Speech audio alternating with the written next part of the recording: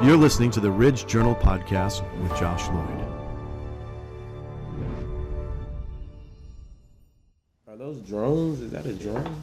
That one? Yeah, he's retired. He's retired.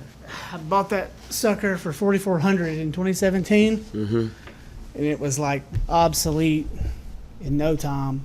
By 2020, I wasn't even using it anymore. It's a waste of money, I think. Do you do filming? Like you film? Yeah. So like not just podcasts, of course, but just anything and everything? I get hired to, well, my background is in motorsport. I was doing motorcycle races, dirt track. Facts. And then I moved into wheel-to-wheel, which was cars racing, a lot of rich white people racing cars, a lot of hobbyists, weekend warrior people. But I was able to like make a hustle off of them because they always wanted their pictures and their videos. I have a guy, my guy, who I'm in business with the cannabis and the energy drinks and the tequila. Oh, that's it. You might need to adjust it. For sure. I'm on with Luke 3. Yep, Luqman Ali, Luke 3 Ali, aka 3. I'm the point guard. a few things you should know. So that tape right there, that's your belly button. If you feel like you want to move back, that's okay, but you might get out of focus. Try to lean with your belly as close to the table as possible. Exactly. When you want, move with the mic like that. See what I'm saying? For sure. But try to bring that mic. The closer it is to you here, the deeper your bass is in your throat. So is this about good, or you think? Yeah, you're good. You seem to have a strong passion to get your message out there To the youth. to the youth, Especially to the youth. Now, when I see you as a 42-year-old, I see you as a youth. What do you mean by that exactly? Well, you're 24, right? Roughly? I'll be 26 October. 26. Okay. So you're young, but you're not teenage age. And so I guess you're speaking to them directly. What is it that what is the like prime directive of your message? Like, what is it that you really want to say to people out there? It's not frowned upon in our communities to have jobs, real 9-to-5s, real hustles, real legal work. It's okay in our communities for us, especially the brothers, the guys, to cry, you feel me? Like, to show emotion. Show all type of emotions, to communicate, to take care of our women better, to protect our women and children better. You feel me? Like, but really protecting them, like really in the community. If our guys is gonna be outside all the time in the community, it needs to be uplifting the community. Let's stop throwing all this trash in our community and just degrading it. There's a lot of messages that I need to get out there. We have a lot of time, man. Do we got an ash ball? Yeah. For sure. But what else? School is a big one. We gotta stop thinking it's lame or dumb to go to school and be smart and to have a real education. And I recently had on Michael Carter. He's the reverend over at the Universalist Church. And we were on the other end of the spectrum with him because his wife and my wife are both overeducated. Meaning, like, we spent tens of thousands of dollars for them to go to school, and they have 2 master's degrees, and they're still like, I don't know what to do with myself. Like, they still don't, like, their life path isn't asserted yet. Exactly. But they've gone through all this school. You think at the end of that's the rainbow. There's a pot of gold there. And there was financially, at least for my wife in her situation, she was able to like figure out a way to make money. But she still found herself like at wit's end trying to figure out her true passion, the path of her passions. And so he's a reverend. Reverends have, or ministers, they have a 4-year degree plus a 2-year, basically, additional thing that they do when they go to become a reverend. And that's not a lot of education compared to these people, but these people are coming to him for advice. And he's like, you can be overeducated. And so that's like, you have to kind of find this middle ground where, like, you don't want to just push off getting knowledge. But there's this weird rebuttal going on in society. We see the schemes that the college institutions were playing on us, and how they were racking up bills on us, making it more expensive to go to college. And then when you get out of college, there isn't even a 9-to-5 job available for you in the degree you chose. Facts. And I think that's something that's going on as far as finding passions. That's something my lady, my wife, is going through, and we're going through right now. Tell as me more. far as, like, I just be trying to push her to find her passion and do more, because she wanted to go to school and work 2 jobs when our son was first born. Mm-hmm. It's a lot on somebody. And I thought I could handle the house as far as him and my stepdaughter, who just turned 7 on the 14th. Plus any hustles you have going. Plus any hustles, yeah. plus just the discipline to keep the house clean, just everything. It's a lot. It's really a lot. And I really went through some mental stuff. You're younger than me, Mm-hmm. and I had a hard time with it in my late 30s when my kids were really young. Mm-hmm. And she's got a 9-to-5. Mm-hmm. I work. You see, this is a hustle. Facts. Okay, you have to go out on weekends, Mm-hmm. find your client, solicit them, get them to pay you, and then that's how you make your money. Mm-hmm. And well, weekends are shot once your kids are in. You're not gonna. Your weekends are when you have time to be with them. Facts. And so, and then she needs your time too, and so you're pulled at these like wits ends. Mm-hmm. And it be hard, and it be real. But I salute and I shout out to any real parent who really does it, do it, is gonna do it, did it. And I understand why there's a Father's Day and a Mother's Day now, because my son was my first, like, Mm-hmm. and it was emotional. Like, as soon as she told me her water broke, I'm about to pass out. Mm-hmm. Like, and she's a hustler too. Like, she worked up until her water broke, and she didn't have to at all. That's how she was. In no type of way, shape, or form. She did not want to not work. But that's good, and that's hard to find in a female, especially my generation nowadays. I don't know about them. Heck yeah, it's hard to find a hustler as far as a female. Her generation, she's 40 this Mm-hmm. year. They were always told, like, you don't need no man. You can do it all yourself. You need to go get a job, girl. You need to find your way. Yeah. And so they had this whole women empowerment movement, Mm-hmm. feminist movement. She was a part of that. And she's like, I don't want to stay home. I don't want to take care of the kids. I don't want this. But now that she's on the other end, she's like, maybe I do want to be home more often with the kids. Maybe working this much isn't really healthy for me. Yeah, facts. And I remember times where she was working 12 and coming home and sleeping 12. Mm-hmm. And it's like she really wanted to do that, and I was just supporting her and letting her do that. But back to the mental health, when I was and that's another thing we need to talk to our communities about. I need to get in the community, and we need to talk about, because it's okay to have mental health. Us men, especially the guys in my community who look like me, it's okay to talk about it. It's okay to go to therapy. It's okay to seek your own therapy as far as music, the gym, your cannabis, whatever, you feel me? But it's like, it was real. Like, I was emotional. I was crying every day she coming home from work, trying to tell her, and I did it for like 4 months. And of course I was going through the mental health before the end of that 4 months, you feel me? It's just, I was embarrassed to tell her I can't do it. And it's like, I'm telling her and I'm crying to her. I'm like, look, I need you to at least quit one of your jobs, and you can still have one job and go to school or whatever. But she just wasn't hearing me, because she's young at the same. She's 23, I'm 25. You feel me? But this is my first real relationship. This is her first real relationship. And y'all are really in it. Y'all got kids, and we'll be together 3 years in September. Yeah. It'll be 3 years. So it's like, congratulations. Appreciate that. But she just wasn't hearing me, and it was to the point it was really coming between us. And before that, I had I had one real guy. Shout out to Tyler Hayden, and me and him. Well, he would just see it on my face, because I'm out to eat, trying to celebrate birthday parties with my cousins and my aunties, and I'm about to cry just when somebody asks me how I'm doing, because really I'm not good. You feel me? But I'm trying to be good for everybody, and I take care of everybody, and it's like I remember Tyler Hayden had told me, he's like, having a kid is hard. Don't let it come between y'all. And don't listen to the voices. And he's saying these things, and we're not really understanding.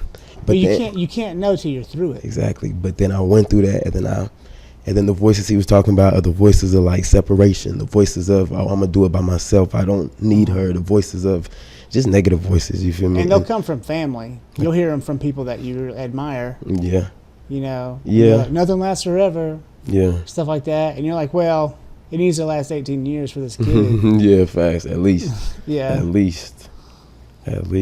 Yeah, and I don't know, it'd be real. And I didn't go seek therapy or nothing like that. I mean, I kind of looked into that, but it was like I was really at the point where I'm telling her, I'm done. This is coming in between us because you're not hearing me. So it's making me feel some type of way about you, even though I don't mean to. Yeah. I already have bad PTSD, so I got mood swings, and you feel me? I always think the worst, and she has PTSD, so that don't make it no better. So I might be in a mood swing, silent, just going through the house, overthinking something, and she might be over there overthinking something, thinking I'm not talking to her because this, that, and the third, but really it's something I ain't even got to do with our household. Like, our household is good. I'm chilling. I'm overthinking something else. And it's like we went through these separations where it's like she didn't like and kind of understand the mood swings. And we didn't at first know what it was. But back when I was 14, 15, I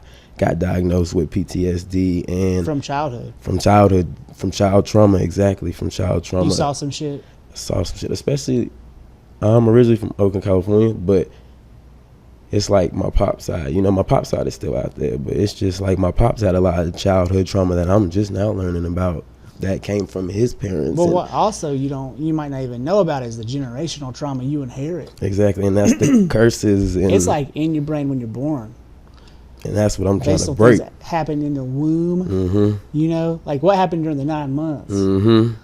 What happened before that? Facts. Not for real. No, but that's real. But nah, for real. That's real. My wife. So when your wife or your husband, we should just open it up for anybody, has the full-time gig, they get this mentality that it's all on them. They're like, well, you're not bringing in enough. You're not doing enough. This is happening because of you, not because of me. Maybe if you were able to step up more, I wouldn't have to be at work all the time. You think I want to be at work all the time? What you think? And so you get that argument coming at you, and you're like, well, this is a catch-22 because I can't make things happen because I'm here with the children, and there's no time for me to go hustle and make money. And you know, they'll say, well, you can get a job. Facts. Why don't you just go get a job? Well, if I get a job, we're leaving this kid stranded. What are we going to do? We're going to pay for daycare? And daycare is scary. And expensive. But see, I'm not so much worried about how much it costs. I'm like, who am I giving my kid to? Exactly. And I'd rather be the man and stay home and be the one being frustrated. And swallow my pride and my ego and my desire to be out there being the man making the money. Facts. To know my kid is safe. Facts. But that's how I am. Like, we've never put none of our children in daycare except the YMCA when we're exercising. And the YMCA is safe, and Facts. You feel safe. And if they we're right there. And what's great is sometimes they have larger programs through the YMCA, and you're like, okay, you go play. All right, I'll take 4 hours and go. But the thing that happens is when you get that 4 hours or even that 8-hour stint where like you don't have the kid with you for the first 3 weeks, you just need to sleep. Yeah. You're like, all right, well, I'm just going to like go sit. And honestly, I'll sit quietly and meditate for 2 hours after I drop my kids off, sometimes in the morning, because I'm just so burned. How do you meditate? Like, well, I like to meditate while moving. So I'll ride a bike. And so I get, you're like, I get 2 for 1 because I get fat if I sit around. And when you get older, it just sort of comes on. And so if you took a tour of the basement, you'd see I have 3 bikes in here. One's my wife's, one's my trainer in the winter, and the other one I ride on the road. And I love it. My wife's like, can you come home? I'll be out there I'll ride halfway to your house in Morganton and back. Yeah. I'll go down Old Fort, past the brewery and all that, and then I'll find a loop back. And I love it. I mean, it's hard on my taint and all that, but It's one thing I can do. I don't like to run because, again, in old age, your feet start to fail you. And so you start getting like tendonitis in your Achilles, and at least I do. But that's why they say for us to run on like trails and in grass, right? Because and then barefoot too is good. Apparently, if you run barefoot, it helps you a lot. See, I didn't know that one. That's a good one. I don't do it because it hurts. Who was that African tribe leader? He like made all of his warriors take their sandals off, and he made them callus their feet to rhinoceros hooves. And then whenever they would always attack their enemies in the early mornings before they could put their sandals on. And they all had no sandals on anyways because they were all so tough. And then they would just devour anyone they were fighting because their feet didn't hurt and other people's feet would hurt. That's smart. Yeah. That's smart. I wish I could remember his name. I'm sure we could find it. I used to be big into bikes in high school, like more BMX bikes. I didn't do tricks or nothing. I can see you riding BMX. I would just ride. Yeah. I put my headphones in, put a backpack on, especially every full moon at night. I don't know why. Like in high school, my freshman year and like freshman 10th grade year. I don't feel good till late. Even now. I'm a night owl. Yeah. You see my snowboards on the wall? So, like, this is the thing. You don't have to be tricking and being really good. All you got to do is be able to get on it and go. And we lived in Salt Lake City for 3 years, a little longer. And we had season passes up there. It was nice. And you get up there, and you can, like, get on your board like you're getting on a bike and just go. Like, you can, like, ski in, ski out. And I would ride miles and miles a day. Yeah. I mean, I was on the mountain 97 days in a row, which is like three and a half months, basically. Dang. And we would just go. My wife sucked when we got there, but when we left, she was really good. Yeah. Really good. I ain't never been snowboarding. It's hard at first. I ain't never been fishing. Fishing's probably harder than snowboarding, I think, until you get good. And it's a lot of patience, and that's something I'm still trying to learn, patience. But that's something You're young, man. Patience doesn't come till later. And it seems like you're probably getting a good whiff of it now with the kids. Yeah. Especially with the kids. Do you work out? Do you like lift? Every morning I go to the YMCA. Yeah. Usually me and my son go, but he just got over a double ear infection. Oh, no. And he had fevers that was giving him seizures. And that was my first time even experiencing this. And this was a week ago exactly is when it started on Friday. That's when he went to the emergency room. And I'm surprised you're here. And the whole but he's good now. He's good, but he was down bad from last Friday to about Wednesday. That's not good, man. And the ear infections, like, you can't tell what's bothering them. If they're just going like, if they're doing this, you can kind of get an idea. I had to have tubes put in my ears when I was young. And I think that's might be what. But the doctor was saying that it could be from the lake because we live pretty close to Lake James, and my lady takes them to the lake. And if he submerges his ears, that's all it takes. Yeah, you feel me? So it's just my advice is keep his head above water at all times. Exactly. Until he's like 3. Exactly. Or really even later than that. Exactly. But that's great advice, and I could pass that on to other new parents and stuff because just keep his head above water. But that was my first time even hearing about all this. Don't let him go back like this and get like underneath. Don't. You know, in that lake water, you don't know what you're getting. Yeah, facts. You never know what you're getting. I've been watching your pages for the last, I don't know, a month. I've known you a month, maybe a little longer. It was nice to meet you on the playground, by the way. I enjoyed that. I enjoy meeting people out there. It's early in the show, but I want to get on this topic. You're pro-Palestine. Are you Muslim? I was born Muslim. My mother, my father, grandparents, everybody. Okay. Muslim. Like, I'm neutral on the issue because I'm a journalist. I just stay neutral. I have my own, like, if we want to talk, I can tell you how I feel. But it's like this eye for an eye thing's got to stop. Yeah, and that's yeah, exactly. And it has to stop everywhere. It has to stop in our communities. It has to stop everywhere. It's like why even choose to live over there? If it's going to be a battleground constantly, why even try? Holy ground is they what should they just say, and they say they close off the borders, and it costs like a lot of money to even get out And some people don't even have that money to cross the borders. Well, they can't get out. A lot of them are trapped like it was an open-air prison. And so, you know, the oppression from the Israel side was insane, and you could see it clearly. And the Israelis are oppressing them because a long time ago, in the doctrine of whatever the jihadists say, they say, we will not stop till all Jews are dead. And so that creates this weird pickleball thing where you're stuck in this, well, if you're going to kill all of us, we're going to kill you. And then, well, no, we're going to kill you. And it never ends. And then you see all this cannon fodder. All your videos are really touching, and it's like these children are just living in squalor. And then you see the videos that really bother me are the ones where they can't revive the child because they were like hit by an artifact of a bomb. And you're like, why? And that's the thing for me. Like, if y'all gonna be soldiers, it don't matter who it is, what side it comes from.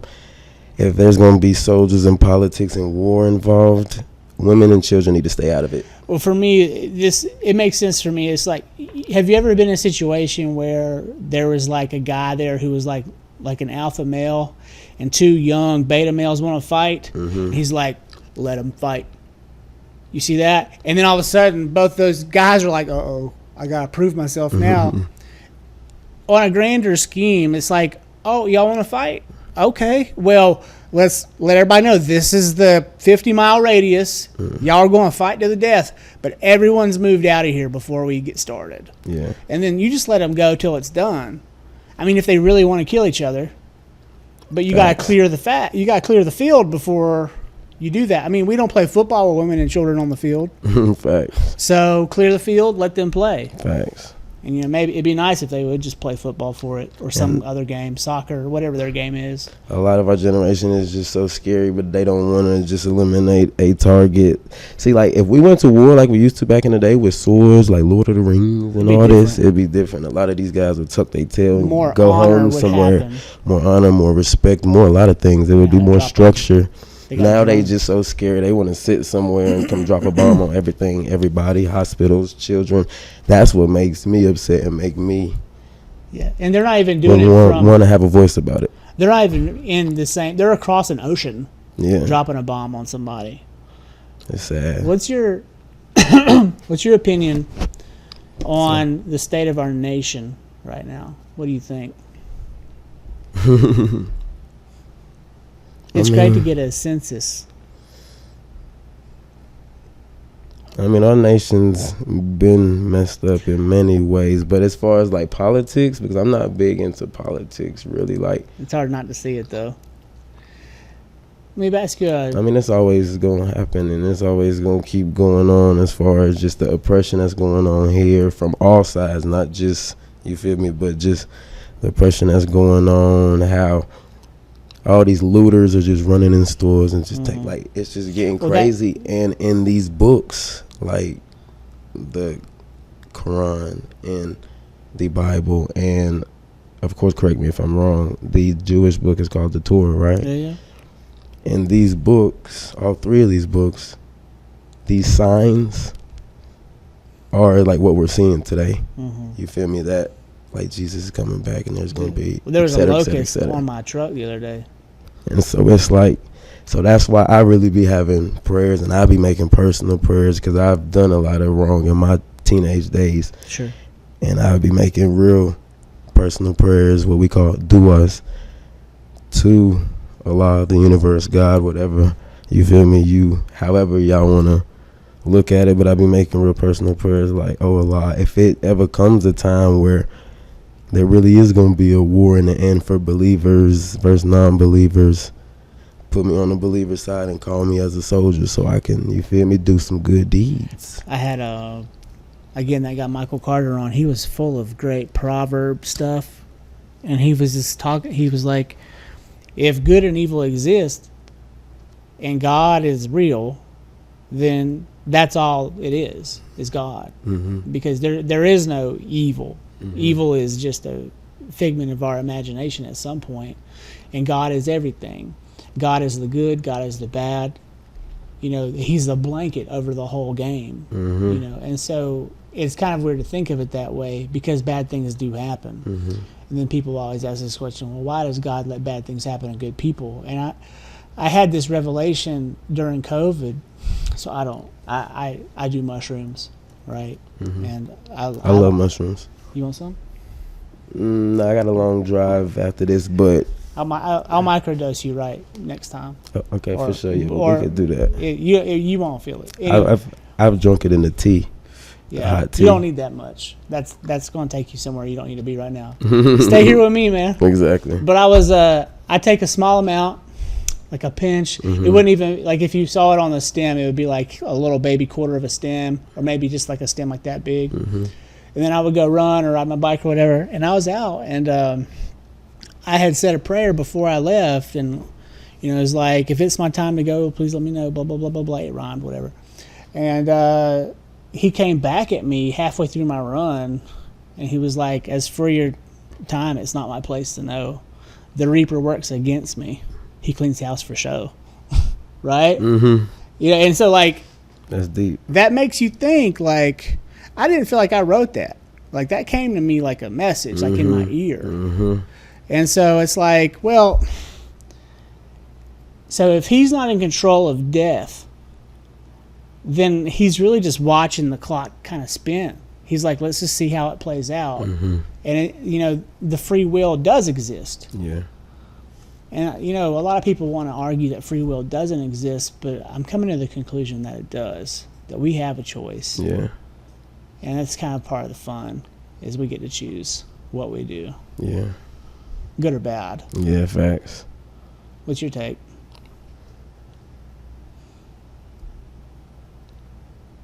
Everything happens for a reason.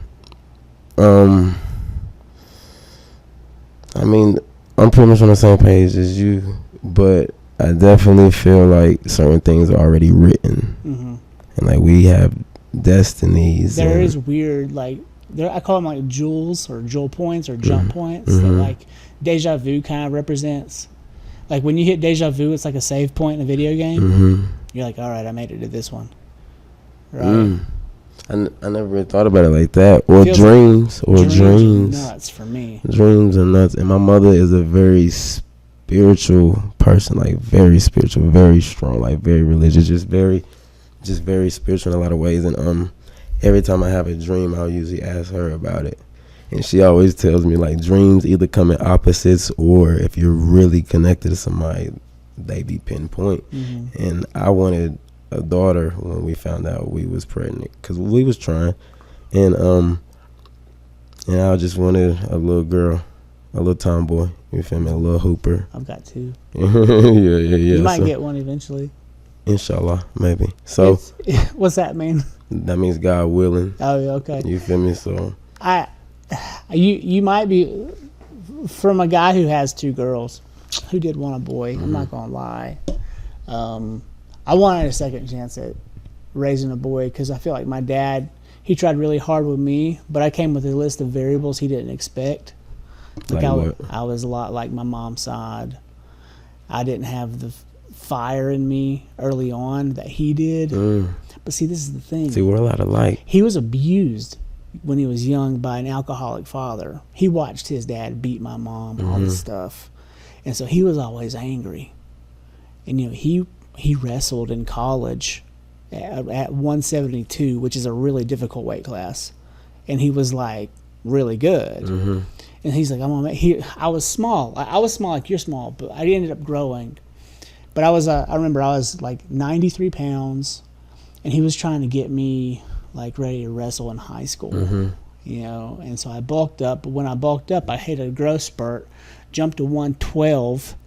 And he's like, well, we want you at 103. And so he was like trying to get me back down to 103 because he knew I would be competitive there. But I wasn't strong enough to wrestle the 112 kid. Yeah. And so I ended up burning out, and I never had, like, we would wrestle, but I'd be playing. But then the kid I'd be wrestling, his daddy had passed away when he was young, so he had that fire, And so, like, I'd be like, ow, that hurts. What are you doing? And he's like, I hate my life. And you see the kids who are really good at wrestling, they've always got some trauma. Yeah. And that makes sense. And that makes sense. And it was different for me because it's like I didn't have that father figure I had my father in my life, but like I said, he's all the way in Oakland. We in the Mo. Every summer and Christmas break for school years, we would go see him since like 3rd or 4th grade. But you call Morganton the Mo? Yeah, call it the Mo. I like it. Everybody calls it the Mo. I'm from the North Mo. Shout out North Morganton, Vaughnville. Long live Big Vaughn. But yeah. He like when I was 10, he taught me how to, with no bullets, and of course how to put a magazine, cock a gun, load a gun. Like, because in Islam, when you're 15, you're the man of the house for one. Well, go to a different country, they're holding ARs. Yeah. You feel me? So he was teaching me that at 10. I wasn't taught how to use my hands. Yeah. So that's another thing we got to teach these kids in the youth to use their hands. You feel me? Do you guys have a good jiu-jitsu gym in Morganton? You should look into that. I bet there is one. There probably is one. Because I want to put my son and my stepdaughter in one when he's like 5. My kid's at, she's at, we call it ninja camp. She's at Sun Tzu right now.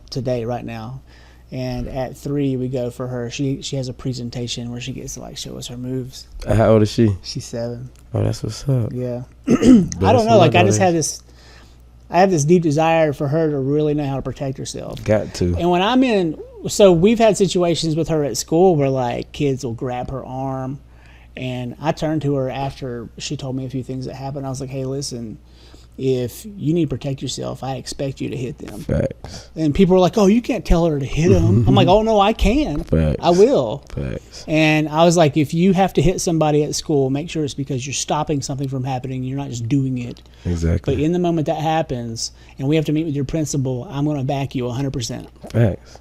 And she's like, oh. And I'm like, well, that means you can't just go hit somebody. Yeah. But always protect yourself. I'm thinking about boys. You know, because that boy likes her, but he's like 2 grades up. And so he like punches her in the arm or some bullshit. You know? And you're like, okay.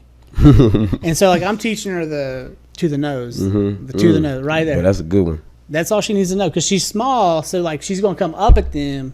And that's how it needs to be. And that's going to end it. One time, you get this in the nose. I've had it happen to me.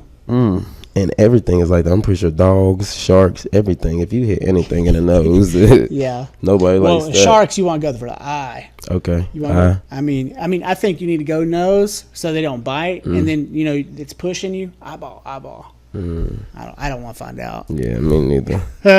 Me neither. Yeah. But yeah, it's only gonna get crazier, and that's why. Also, I need to talk to these generations. A lot of guys need to talk to these generations because these guys got to start treating these females different because it.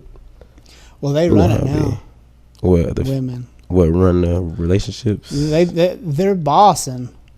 I mean, but they are the boss. But they carry the baby. They go through all the pain, emotion. But they're big dogs. Let me ask you a question. You feel me? So, are y'all married? We got married on our 1-year anniversary. So nowadays, since I've been born, we got married on our 1-year. For hundreds of years, the women takes the man's last name. But I gotta be honest with you, like it seems confusing because it seems like everyone should take the woman's last name because they're the one having it and they're the only one you can prove it came from. Facts. Right. Facts. And all around the world, everyone's last name is male. But I mean, how many children do you see with the man's last name that wasn't their paternal father? Yeah. But if it was the other way around, it would be way more orderly, especially for historical value. Facts. See, I gave my son both. I gave my son his mother's last name, which is Driesinga, and I gave him my last name, which is Ali. Well, we gave him those names. That sounds good, though. So it's a hyphenated? No, I got it. So we got it. Like it looks like all one name. We named him Oakland Zaki Driesinga Ali. So Oakland, because Oakland, California. Zaki means pure in Arabic. That's my middle name. But my mama's name is Zakia. That's the female version of Zaki. Nice. So, and then Driesinga Ali. But in the system and stuff, it's 2 last names, but there's no hyphen. But we probably should have put the hyphen because it'd be confusing for a lot of people. But it's okay. You live and you learn. Yeah, next time. Next time. Exactly. So tell me about Oakland a bit. Take me back. Oakland's real revolutionary. Just the whole area seems like it's like constantly changing. It's getting better. For the better and for the worse. When I came back down here, when I moved back down here to be independent, to be with my lady, all that, September of 2021, it was bad out there. Yeah. And we just went out there for my son's first birthday in May. Well, you know it's bad when 2 major sports teams leave. Exactly. I mean, that's like a big sign. And the A's about to leave and go to Vegas now. I can't wait to go to because Vegas. The Warriors went to San Francisco, Raiders went to Vegas, A's is going to Vegas now. But yeah, it was real homeless infested, real drug infested, which is in a lot of big cities. But yeah, Oakland was bad. California is bad just in general for homelessness. Yeah, that's what a lot of people say. But when we just went back 2024 in May, and we went back to my neighborhood, we went I took and showed them all that. It looked better. Even but they did a lot of cleaning up the homeless, and they built more of these little tiny homes for the homeless and put a fence around it and got them put up in certain areas. So I was on my bike the other day. So little things you don't know about me is I'm the president of the Swannanoa Valley Chamber of Commerce, which is newfound. It's not thriving yet. We have a really high online following, but we don't have a place of business yet. And one thing that we're trying to do is we're trying to establish a series of atrium spaces that are consortium spaces for businesses to work out of. But we have an angle where we're going to really focus on the creative types who do business in the area, because even if you have a business that's not creative, you have to now find a way to market yourself through creative tools.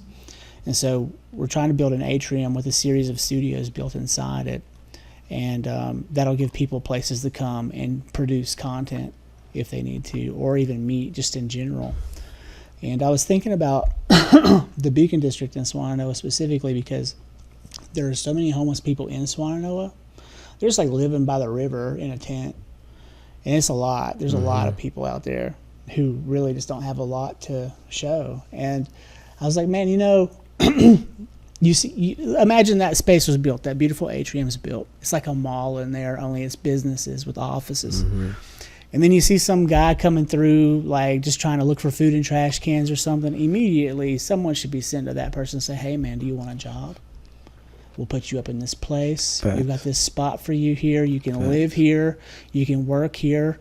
We're going to take your rent out of your check until you can get on your feet, and then you can decide to stay or you can go. Right? But it should be like that. Facts. The moment you see someone on the corner with a sign saying, help me, I'm a veteran, someone should walk up to them and say, hey, we got this place you can live. We're going to feed you. We're going to put a roof over your head, and then you're going to work, and we're going to pay you, but you're going to pay for your rent.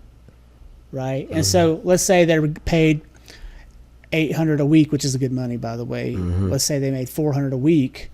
Well, 2 of that's going to go towards food and housing. The other 2 you get to keep. Yeah. But you can stack that if you're working and they work 4 hours a day, 6 hours a day. They can stack that money over time and then decide if they want to leave. And if they don't want to leave, they can stay because those places are available. Yeah. Because affordable housing needs to happen in the area.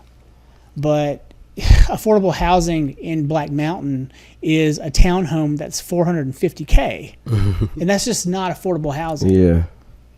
I'm trying to figure out a way to do it. We need investors, so if you know anybody. But I may be one. I got something. A shout out to NVADE Energy from the 828, but we have an energy drink from the 828 called NVADE Energy. They sell them in Marion, Newton, Hickory, Morganton, gyms, local bakeries, gas stations. So if you see a pink NVADE Energy drink, sugar-free, with a pink alien on it, that is local. Support your local business. We just got Tequila, by the way. okay, cool. So my team just got back from Jalisco, Mexico. Yep. I don't know if I'm saying that correct, but J's and H, you got it. shout out to Con Amor Tequila because our tequila is really about to go official tissue, like in ABC stores and all that. And Congratulations. so shout out to that. You know, the cannabis we've been had in California. It's in Sacramento, the ice cream dispensary. Pushup Exotic Cannabis. Shout out to my Pushup team. So it's like Push-Up ice cream. So it's coming up like a orange tangerine one. Well, it's red, white, and blue, actually. But yeah, I want to try it. Yeah, well, I'm gonna bring you some. Okay. I'm gonna bring you some. Please do. Sure. The edible THC. Let's talk about that for a minute. That's different.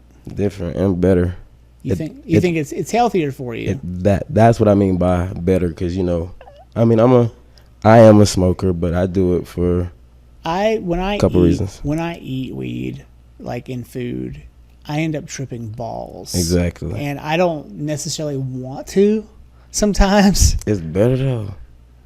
It feels better. You're probably working through your better. shit more. You're like working through your ego problems and stuff. Because like you get inside yourself and you start like self-evaluating your bullshit, and you're like, God, I don't want to be here right now. And that fight or flight kicks in. Nah, but that's a fact. But yeah, the edible THC, depending. See, and it'd be crazy. You could get it in anything nowadays. Cookies, candies, drinks, mints. You could get THC mints. My kids we went to Myrtle Beach, and we had this hookup at this place we could stay in Cherry Grove, and there was just this studio apartment we got to stay in. It was nice. It was one of my father-in-law's friends. We get in there, and in the fridge, there was this big Reese's cup. And then this big, there was another one, kangaroos or whatever they're called. And I was like, oh, candy, and the girls were like about to crack it and open it and eat it. And it said THC, 100%, something. And I was like, oh, don't eat that. And so it scares me for them because, like, I don't want her self-evaluating at 7. Yeah. Okay. So at what age do you let them know to the point where you're letting them know, okay, this is for grown-ups? I think 15. At 15? But I think weed really, you should be in your 20s before you should really start using it. I don't expect them. I ain't even talk about using it though, but you know how some people when they're outside on their front porch smoking and their kids come out, they're like, what you smoking? I'm just smoking a cigarette. You feel me? Like at what? We don't let them see that. Yeah. My oldest is privy because I have guys in all the time who come in here and smoke weed and talk. And so she can smell it for sure. But I mean, we're in this weird position where like it's like pseudo legal. And so like what she's seeing is a legal thing. But at the same time, we have to like find a balance for her. Like if my wife was smoking a cigarette, there's no way in hell we're going to let her see that. Not now. Yeah. Right. And I don't want her seeing that at 15. Yeah. Because she'll then become a lifelong smoker too. Well, Mom did it. Yeah. Well, I can do it. Exactly. Right. And the cigarette thing is just unhealthy unless you can find a nootropic way of doing it. Oh, you're fine.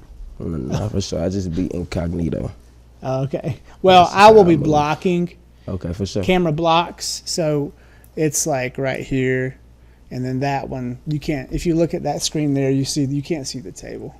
For sure. That one, though, can see it. So. I like this setup. It's beautiful. Thank you. But this is goals, bro. I'm trying to be set up like you, son. I mastered it. Shout out to you. We're going to definitely have to do some type of work, investing together. Well, let me tell you, like, one thing that we're doing at the Swannanoa Valley Chamber, which is open-ended to anyone who wants to be a part of it, but we are local to Swannanoa Valley, is so there's this thing called personal branding, where, like, I personally branded myself, obviously, but everyone now has their own brand. You're your own brand. It's just like musicians like Milli Vanilli or Pete Townsend or Prince or Billie Holiday, all of them, they were artists, they had their own personal brand, right?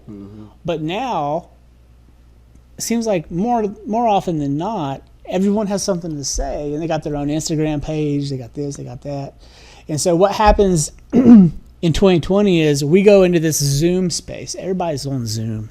everybody's meeting on Zoom, everybody's talking on Zoom, but then what happens is I show up on Zoom and my shit's pro as fuck, dude. Yeah. Like I'm looking like I'm on TV. Yeah. And then everybody else is on their bullshit camera on their iPhone or they're on their laptop camera, and their audio shit, their video shit. They have no good lighting. They're up against like a white wall because they live in like a small space. Mm-hmm.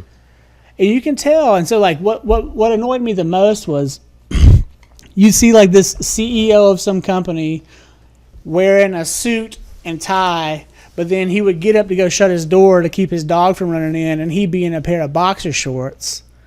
But then his studio office is like a little small room that it's carpeted, but there's no, see the sound insulation?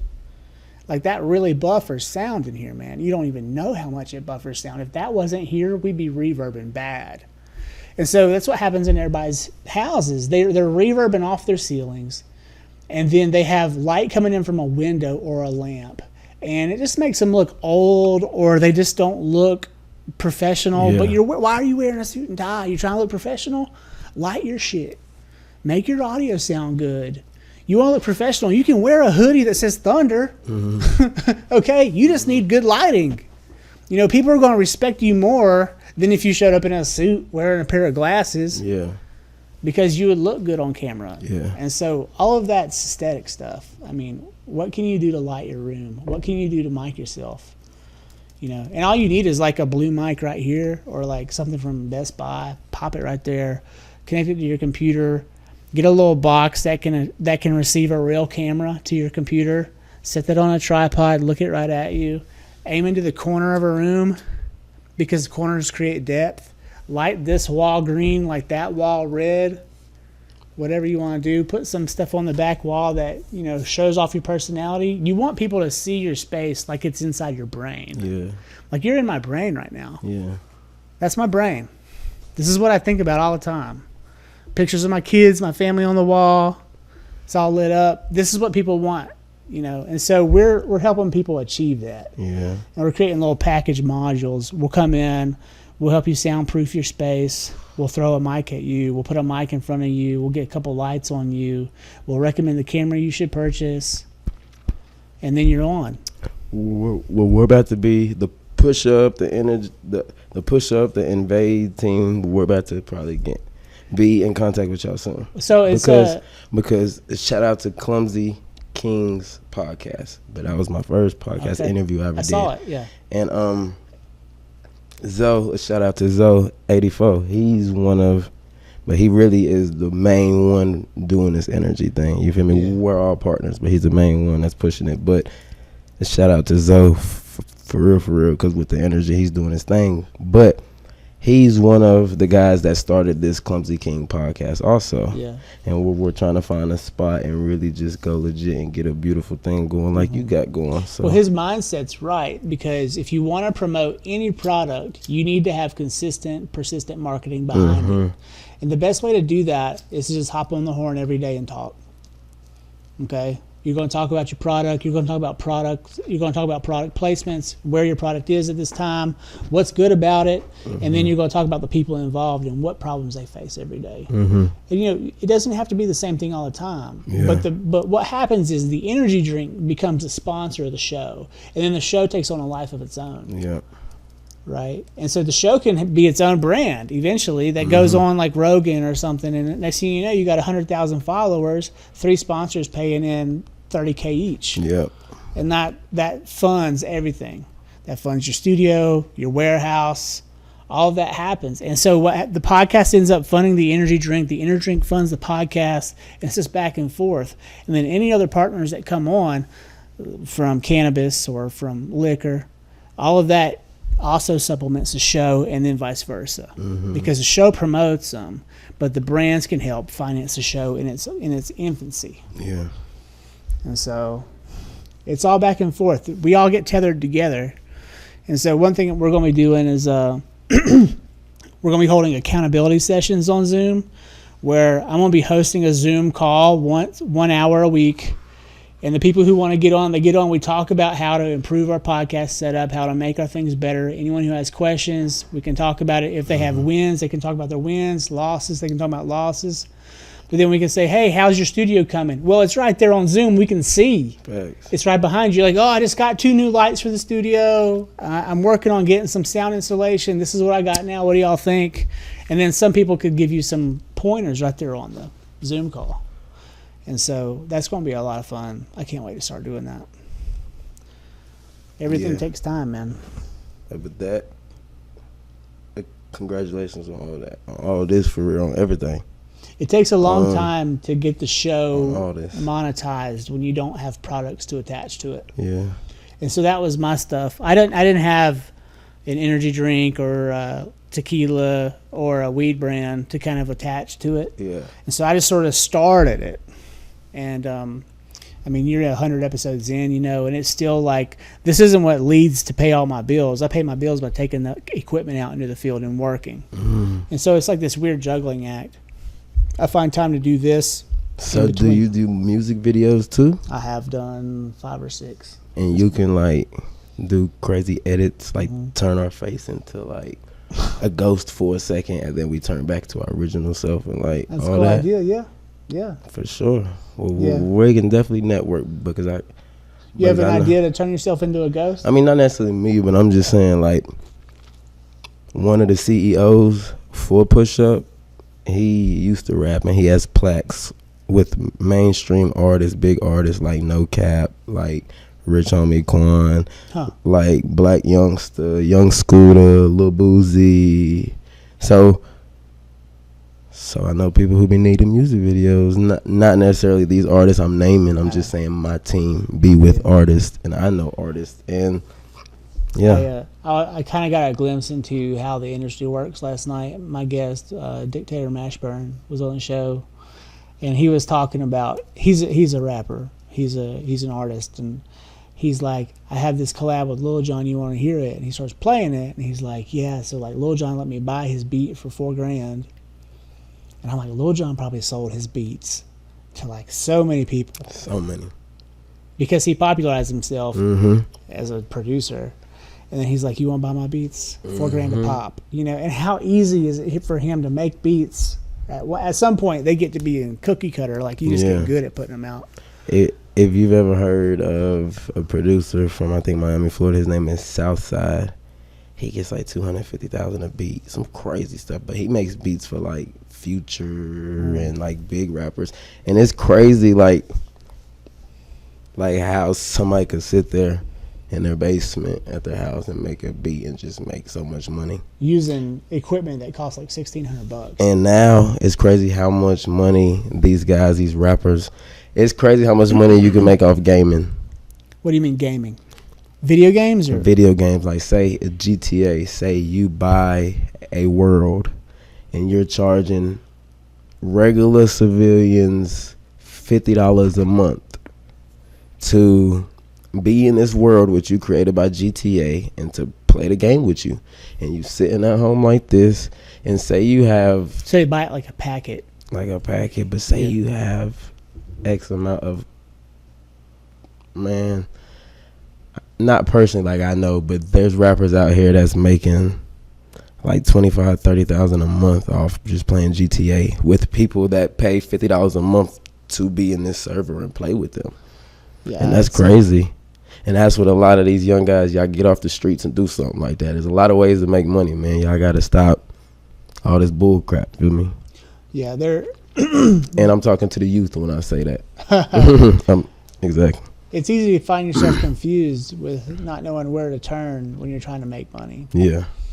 Were you ever in a position where you were like trying to find your pivot point and you didn't know where to pass the ball, kind of? You were like, man, where am I going to put this next? Like, what's going to happen? And a lot of, my freshman year, I was supposed to be playing basketball, and I don't know, I went to get a physical, and I'm like, nah, I'm good. I ain't, you feel me? If it takes you to touch me to me play basketball, you feel me? I was young, I was dumb, ignorant, but I wouldn't let the doctor touch me for my physical in order for me to go play basketball. He was checking your testicles. Yeah, of course. And I'm like, no, I ain't with none of that. Like, you feel me? That's just They me. always find the woman with the biggest hands to do it too. But it was an old guy. It was an old man, you feel me? And I was just like, I wasn't with that. Not knocking nothing, not saying you feel me, but to each his own as far as it is odd that they make you but do that. especially as a child, especially as like you're a freshman in high school, well, you're 14, 15 years old. Like, It's like a weird handshake to have to make, isn't it? just to play basketball or to play a sport. But I mean, that was me. That was my mindset. And that was the time I'm like, dang, well, what am I going to do? Mm-hmm. You feel me? And then that's when I started getting in trouble. And I went away. I was gone from 17 to 22. When you say went away, what do you mean? I went to do time. Oh, okay. Mhm. Did you get busted for selling drugs? Nah, heck no. I ain't never been. I got into the cannabis. See, I came home from doing 5 years. I was in North Carolina 2 days, went home to California for 6-7 months. Where were you incarcerated? In North Carolina, Really? in the state penitentiaries. Which one? Well, like, which penitentiaries? Yeah. I was at Polk Correctional Institution in Butner, North Carolina. I was at Foothills Institution in Morganton. I was at Bertie Correctional Institution. It's in the 252. It's on the coast. And I was at Maury Correctional Institution. That's where I came home from. But like I said, I went back to California. They gave me a job on parole out there. You know, I was getting paid $100 a day. It was going to a card.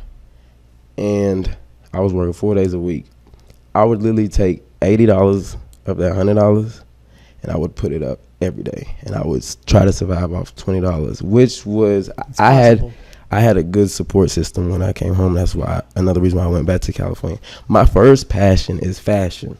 I see that. So I was supposed to come home, go out there, you feel me, get my GED, because I was going to school in prison when COVID hit. So they shut down everything. And that's crazy. California was nuts. No, I'm talking about in North Carolina, in prison. Like, I was going to school in the penitentiary. They shut school down? They shut visitation down in the penitentiaries. They shut school down. They shut taking pictures to send home to your family. They shut everything down. They shut going to the chow hall down where you can go and eat like a school lunchroom. You feel me? Like, they shut everything down. But I was surviving off $20 a day. But it was just, I was supposed to get my GED while I was out there in California because I couldn't get it in prison because of COVID. And I was supposed to get my credits, get everything, go to fashion school, or just get with the right people to do fashion. And I mean, it just didn't work out. I was back around my pop's side, you know, and it's, I don't know, you know, my pops, I mean, shout out to my pops. He's my pops. But, you know, he got a lot of stuff he got to work on. Like, I got a lot of stuff I got to work on for my family. So it's like, excuse me, my mouth dry. You good?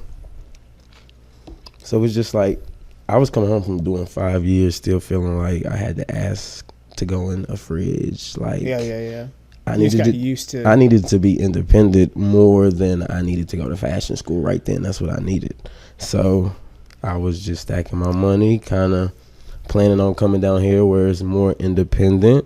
And I already had my people down here who was doing their things, getting ready to go legal back out there with stuff, you feel me? So it just all happened exactly how it was supposed to. How did you end up getting locked up in North Carolina? Really, and I've already done my time for this, so I could speak on it. And of course, Whatever you're comfortable saying. Yeah, for sure. Really, it was some lame stuff. It was about a female, for real. Not I did something about a female. A guy did something to my mama's house about a female, so I tried to do something to a guy, but he was in the car, and I hit in the car. Boom, I shot into the car. You feel me? Trying to get at some people because they, you know, I got brothers and sisters, and my mother got 8 kids. I'm the third oldest. That's why they call me 3 too. That's another reason why they call me 3. But and Alan, a lot of reasons why they call me 3. But but so, you know, so that's what I went away for. At 2016 came. They got you for shooting into a car after somebody. You were Italian. Shooting into a occupied dwelling moving vehicle. Got it. Firearm by convicted felon. No judgment, man. No, of course. I mean, It happened. only God could judge me, and I've been out since 2022. 2021. Did they let you out early? No. See, in North Carolina, there's no. If anybody's telling you they coming home early, good behavior, any of that, nah. Not in North Carolina. Not in the state of North Carolina if you're in the state penitentiary, because they give you a sentence. I had a 5 to 7 year sentence, and I did 5 years, came home on that 5 year mark. Nice. You feel me?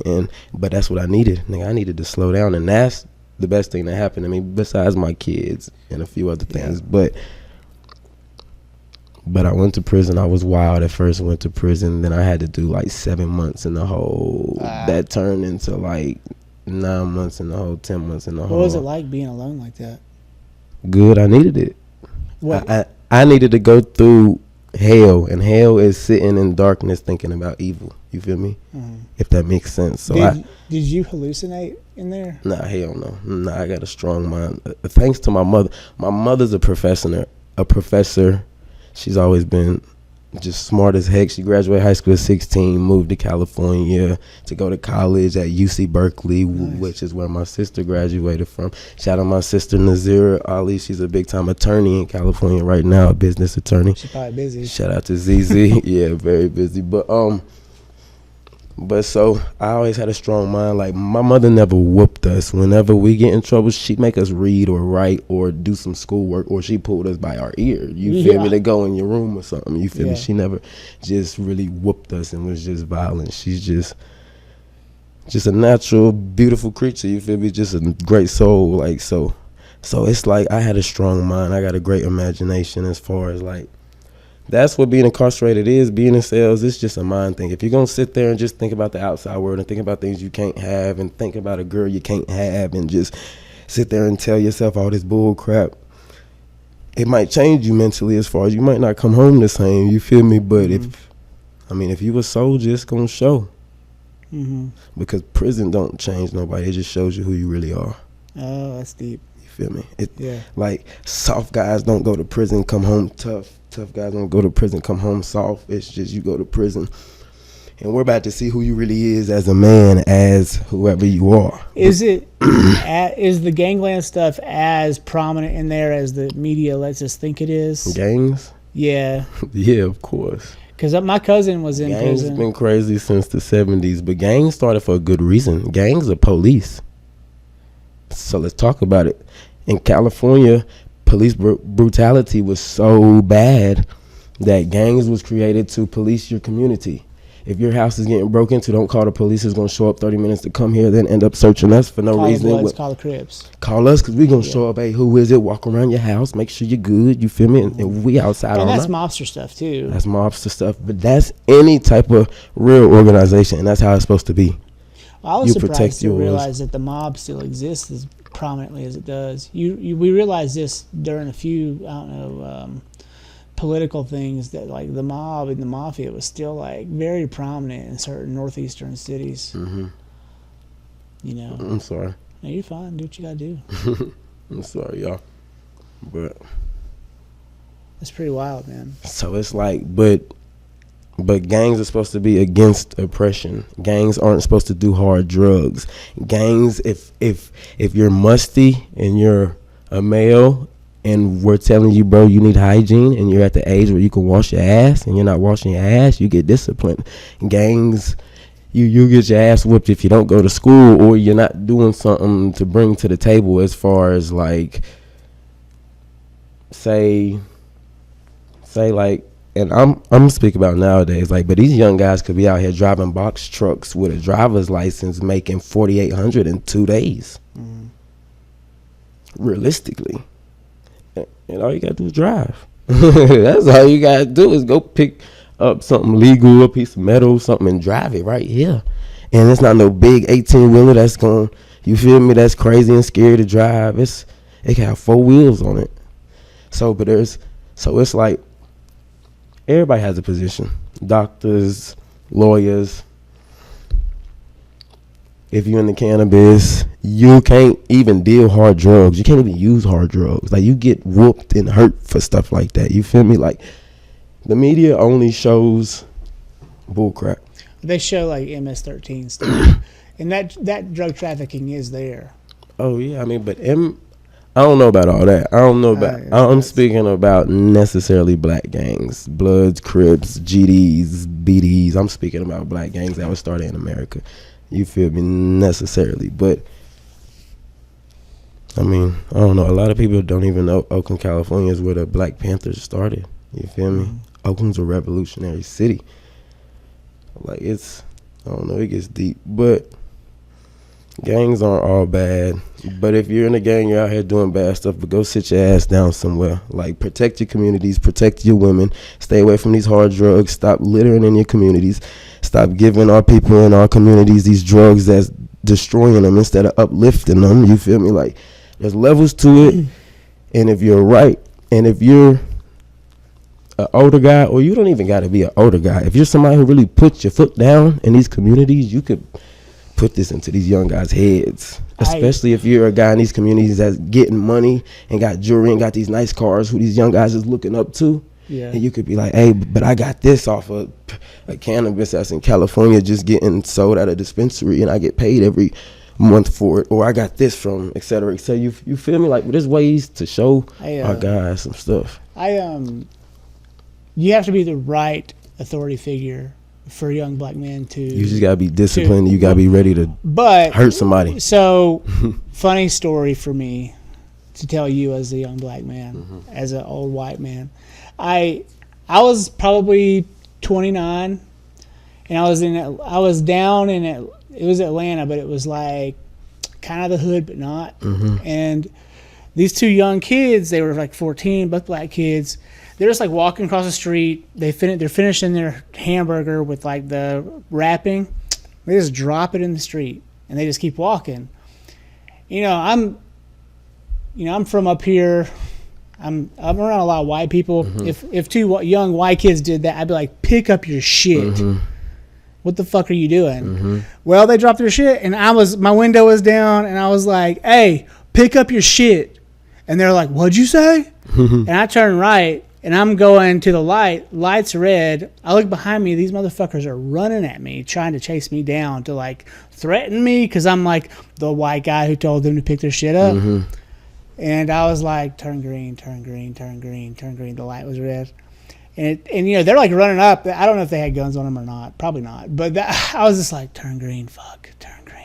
And it finally turned green. They were like 30 yards still back. And I just like took off, But they were like chasing after me because I told them to pick up their trash.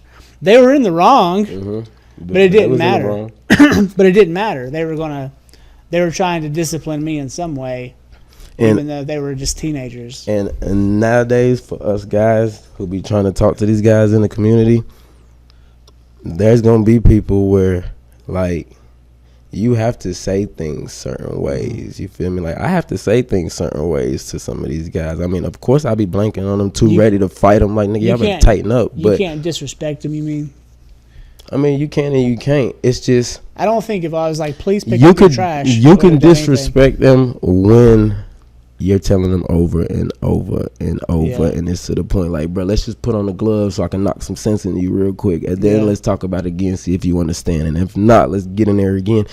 You feel me? Something like that. Unless, you feel me? And sometimes that works for some guys, but then you got these guys who they swear they got their own mind and they run everything and stuff. You just got to just let them go. You got to let the system deal with them, I guess. Because eventually. I mean, certain people, like, I have a brother. Shout out to my brother. Like, you feel me? He's in the system right now, and like he's somebody I talk to that like, who is like not necessarily just with street stuff or anything like that, but just in general, like he's somebody I will never get tired of preaching to. I don't care if we fight 30 times a day and you beating me up because I'm not a fighter. Like I told you. You're going to put a lot of energy into him. Well, but he's not my blood brother, though. But still. He's not related to me. It's just love and loyalty, real love and loyalty. When you find that, it don't matter who it is, you take advantage of that. Because nowadays, you can't find that in a workspace, in a relationship, in a lot of things. You can't find love and loyalty. You feel me? So it's just like certain people, like I got young guys I talk to. all the time who I still support who might be living a certain way, but it's like I'll pull up and I'll have a conversation with you where I'm about to cry, and you might be a gangster or whatever, but boy, I love you, and boy, you better tighten up because I love you, and I know how this get. You feel me? And but there's a whole nother life to a lot of like hiking, just stuff that a lot of my guys wouldn't even imagine. That if they do, they would just be like, but they can breathe and sit back and just be like, damn. Did you ever like research Tupac's early years? Yeah, no, I mean, like, I know he was in Oakland and Baltimore, New York. Well, he was like at the School of the Arts. Yeah, in Baltimore. But like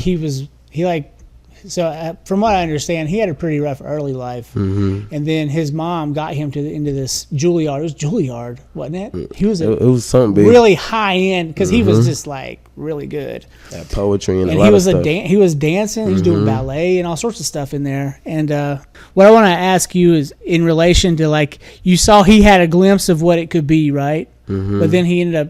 He fell into rapping, which is like really was his passion, and then I guess the rap game took him down this path that got dark. It got dark, real dark, obviously. But that's because I just feel like it got dark because who he was with, not necessarily what they was, if that makes sense. How they moved. Certain people are renegade. Certain people know, okay, if you're in this and that, you can't do hard drugs, you can't sell hard drugs, you can't do this, that, and the third, but we're going to still try to sneak into, like the mob, like John, I ain't even going to speak on who, but like the mob, like how they didn't sell drugs. But you saw his autobiography, did you see it? It was a while back, but it was really good, and it portrayed him in a way where like he was actually pretty straight-laced. I mean, he smoked weed, but like whatever. But then like the people around him were all like lacking chivalry. If that's a great way to say it, I guess. Their leader just really wasn't a leader. Well, they were trying to find ways. Like at the end, they're like he got accused of rape. They tried to throw a girl in there who was gonna like let him have it, but then like he was like, I'm not interested. I don't want to have sex with you because I'm thinking about other things. Because he was deeper thought. He had deeper thoughts and stuff, and she still tried to claim he did this, and then he had this court battle with her, even though nothing happened, and he was let go. Yeah, I seen. Yeah, but that's happened with a lot of rappers and a lot of people. Was there a point before you went to prison where you think you could have taken a different angle and avoided prison and been in a better space? Like, because you're in a really solid headspace now. Yeah, I mean, when I met you, I was like, this guy's with it. I would have never invited you to my house. I appreciate that. Had I thought you were like any type of weird, no, for sure, a crook or anything, you know. And so for me, it's like, what did you have to go through that? Was that a part of your life path? You think? What prison? Yeah, heck yeah, because prison is what helped made 3, and 3 is the disciplined. Good husband, good father, good brother, good son, good role model that I know I could be. You feel me? So that really helped me open my eyes and know who and what I was going to be. Like I went to prison I got locked up in 2016. How old were you in 2016? 17. So you were a minor, but they still locked you up. Yeah, of course, but they've been charging minors as adults from the age of 16 for like 10 years now, I think. But, well, because it had to be like 10 years because my last charge was over 8 years ago. Obviously, 2016? That's like 7, 8 years, something like that. But feels like a long time ago, but then at the same time, it feels like it was yesterday. Yeah. But it's what I needed. It's how I found myself. In 2020, I went through like a 3-day period where I was just in my cell, and I put my blind up, and it's like I couldn't watch TV. Like I didn't want to watch TV. I didn't want to. You set in darkness? Nah, because we got windows, but we can't see out them. They got them. They got the thing on them. So I didn't want to listen to music on the radio or nothing, and I was just really emotional. And I was just crying all the time. Like, I ain't want to talk to my brother. I ain't want to talk to none of my soldiers. Like, I ain't want to talk to nobody. And I was just crying. And I was just kind of talking to myself and praying and stuff. And I think it's because I realized what I was about to come home and do. And I'm like, okay, I got to get in these communities and I got to talk to these guys. And I just got to show a lot of people who I know.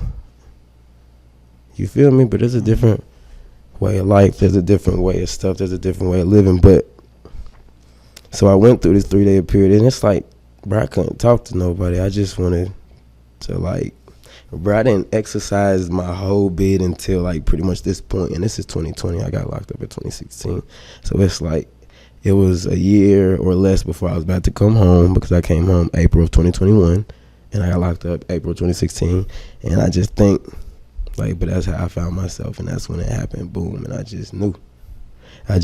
So I think I needed that for real. Once you came to that conclusion, what did you do to start preparing? Because you were still in. I started exercising. I started really locking in more as far as like learning about Islam, because I've always been around Islam, but it's like I didn't really take it serious. I was too young, too dumb, too ignorant. I wasn't ready for it. Did you read the Quran? What, before going in? No, just have you read it? Yeah, of course. Not necessarily sat down and just read the whole Quran at one time, hard. but yes, it's but hard. Every night my son goes to sleep, the Quran is playing in my house in Arabic, and he's 14 months now. Do you speak Arabic? My name is Arabic, and I can like say stuff like inshallah, and like if you sneeze, I can bless you in Arabic and things like that, but I don't just speak Arabic. No, not. Do you think you'll ever make the trip to Mecca?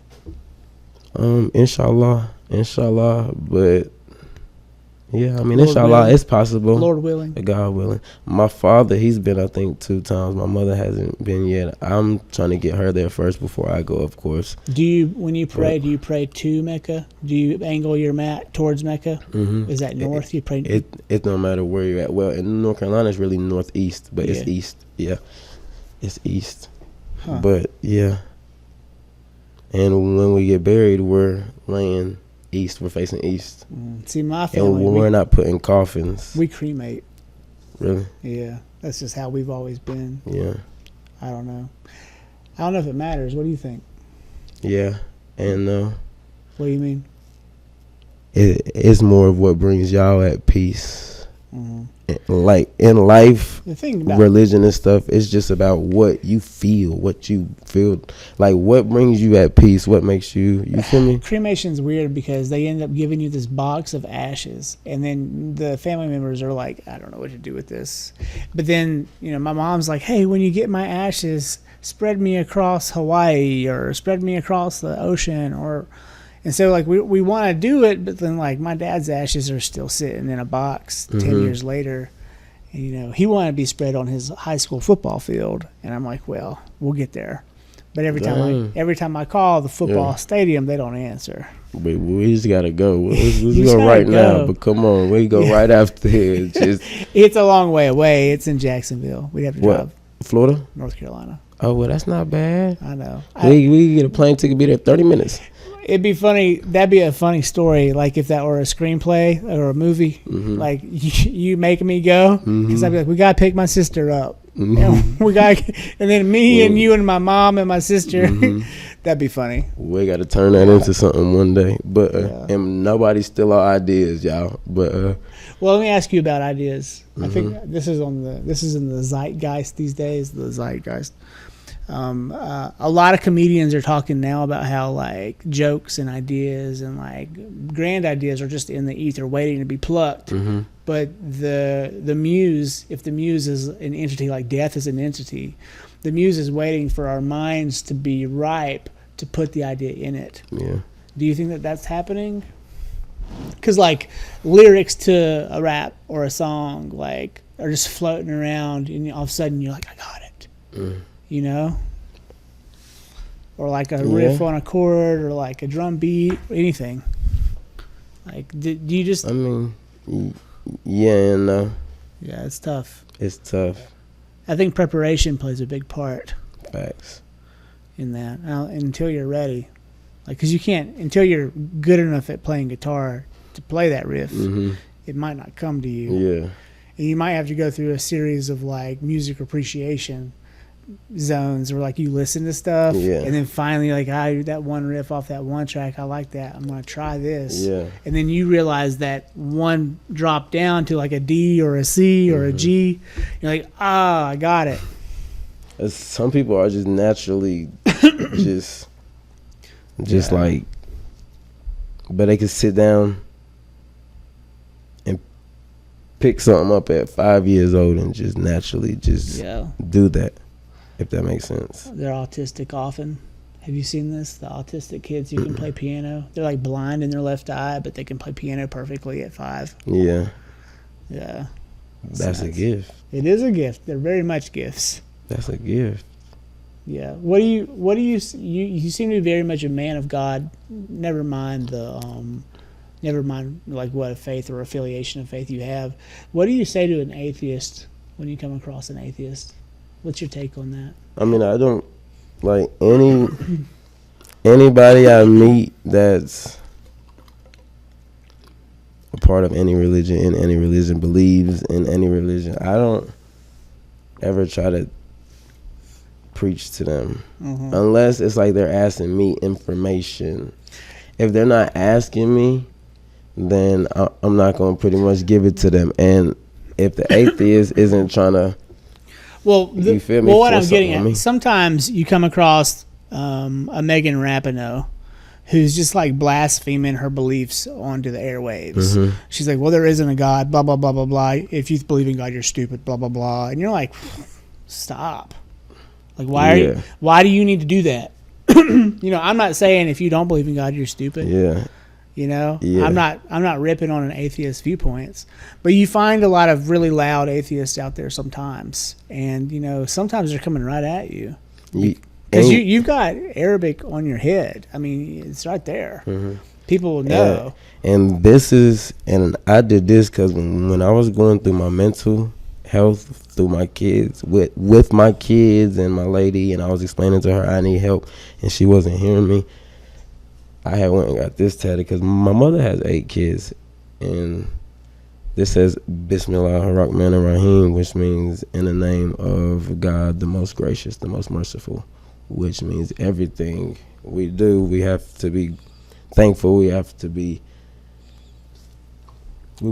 give thanks. It's that act of meditating. We have to understand everything we do is because of God in some type of way. And I was about to not give up, but so much give up, I guess you could say, because of 2 children. And my mother had 8 children. So I had went and got this tattoo. So just every day I look in the mirror while I'm going through my mental health after this day that I was having a conversation with my lady and she just wasn't hearing me. Just every time I look in the mirror, I could just remember, like, I'm not doing it for me. I mean, I'm doing it for me, but I'm not doing it for me. Like, I have to remember, like, Allah put me here for a reason. Allah put me right here in this life lesson for a reason. So I just tatted it on my forehead. So every day I could just remember, like, it's real. This life stuff is real. This kid stuff is real. Just a lot of stuff. And everywhere we go, they always giving my mother looks because, you know, she's full hijabbed up. You feel me? Like, oh, she's wearing the hijab? Hijab fully. And for years in Morganton, she couldn't do that. She wasn't comfortable enough to do that. Well, I mean, because she's been in Asheville since 2015. Yeah. We was in Morganton since like 2008, and that's with going back and forth to Oakland. It is rare to see that around here. You know what I mean? You don't see a fully garbed Muslim woman in Morganton, North Carolina every day. Nah, you definitely don't. But she used to call us when she going to the grocery store and she want to be wrapped up, and she got to the point. It was to a point where I'm so deep into what I'm doing, I just told her, like, Mama, you wrap up anywhere you want to go. And anytime you want to go somewhere, you call me. I wish somebody would say something to you. You feel me? I got to that point, and I'm 16, 15 telling her this. You feel me? So it's like she couldn't even do this at her job when she was a teacher in Morganton. The thought on that comes from cultural here is women are oppressed who do this. Mm-hmm. And women who do this are being forced by the men in their communities to wear them. But what's clear here to me is she chooses to wear it. she wants to wear it. Yeah, she definitely chooses to wear it, and she necessarily doesn't have to, because she's not even married. Really, married women are supposed to cover like that and wear loose garments. You feel me? And she's not even married. She hasn't been married for a while. Your wife is not Muslim. No, but we got married Islamically. Okay. We got married Islamically, so she was wrapped when we got married and everything. Back in my day, I would do double weddings where they would have a Christian wedding and then they would have a Hindu wedding or a Muslim wedding. And so, like, they would get married both. They would literally do it twice. You know, and I would get paid the same amount. But that's what we are still gonna do. Yeah. I mean, inshallah, we still gonna do that. But yeah, it I don't know. It used to be real for my mama. When is life most rewarding for you?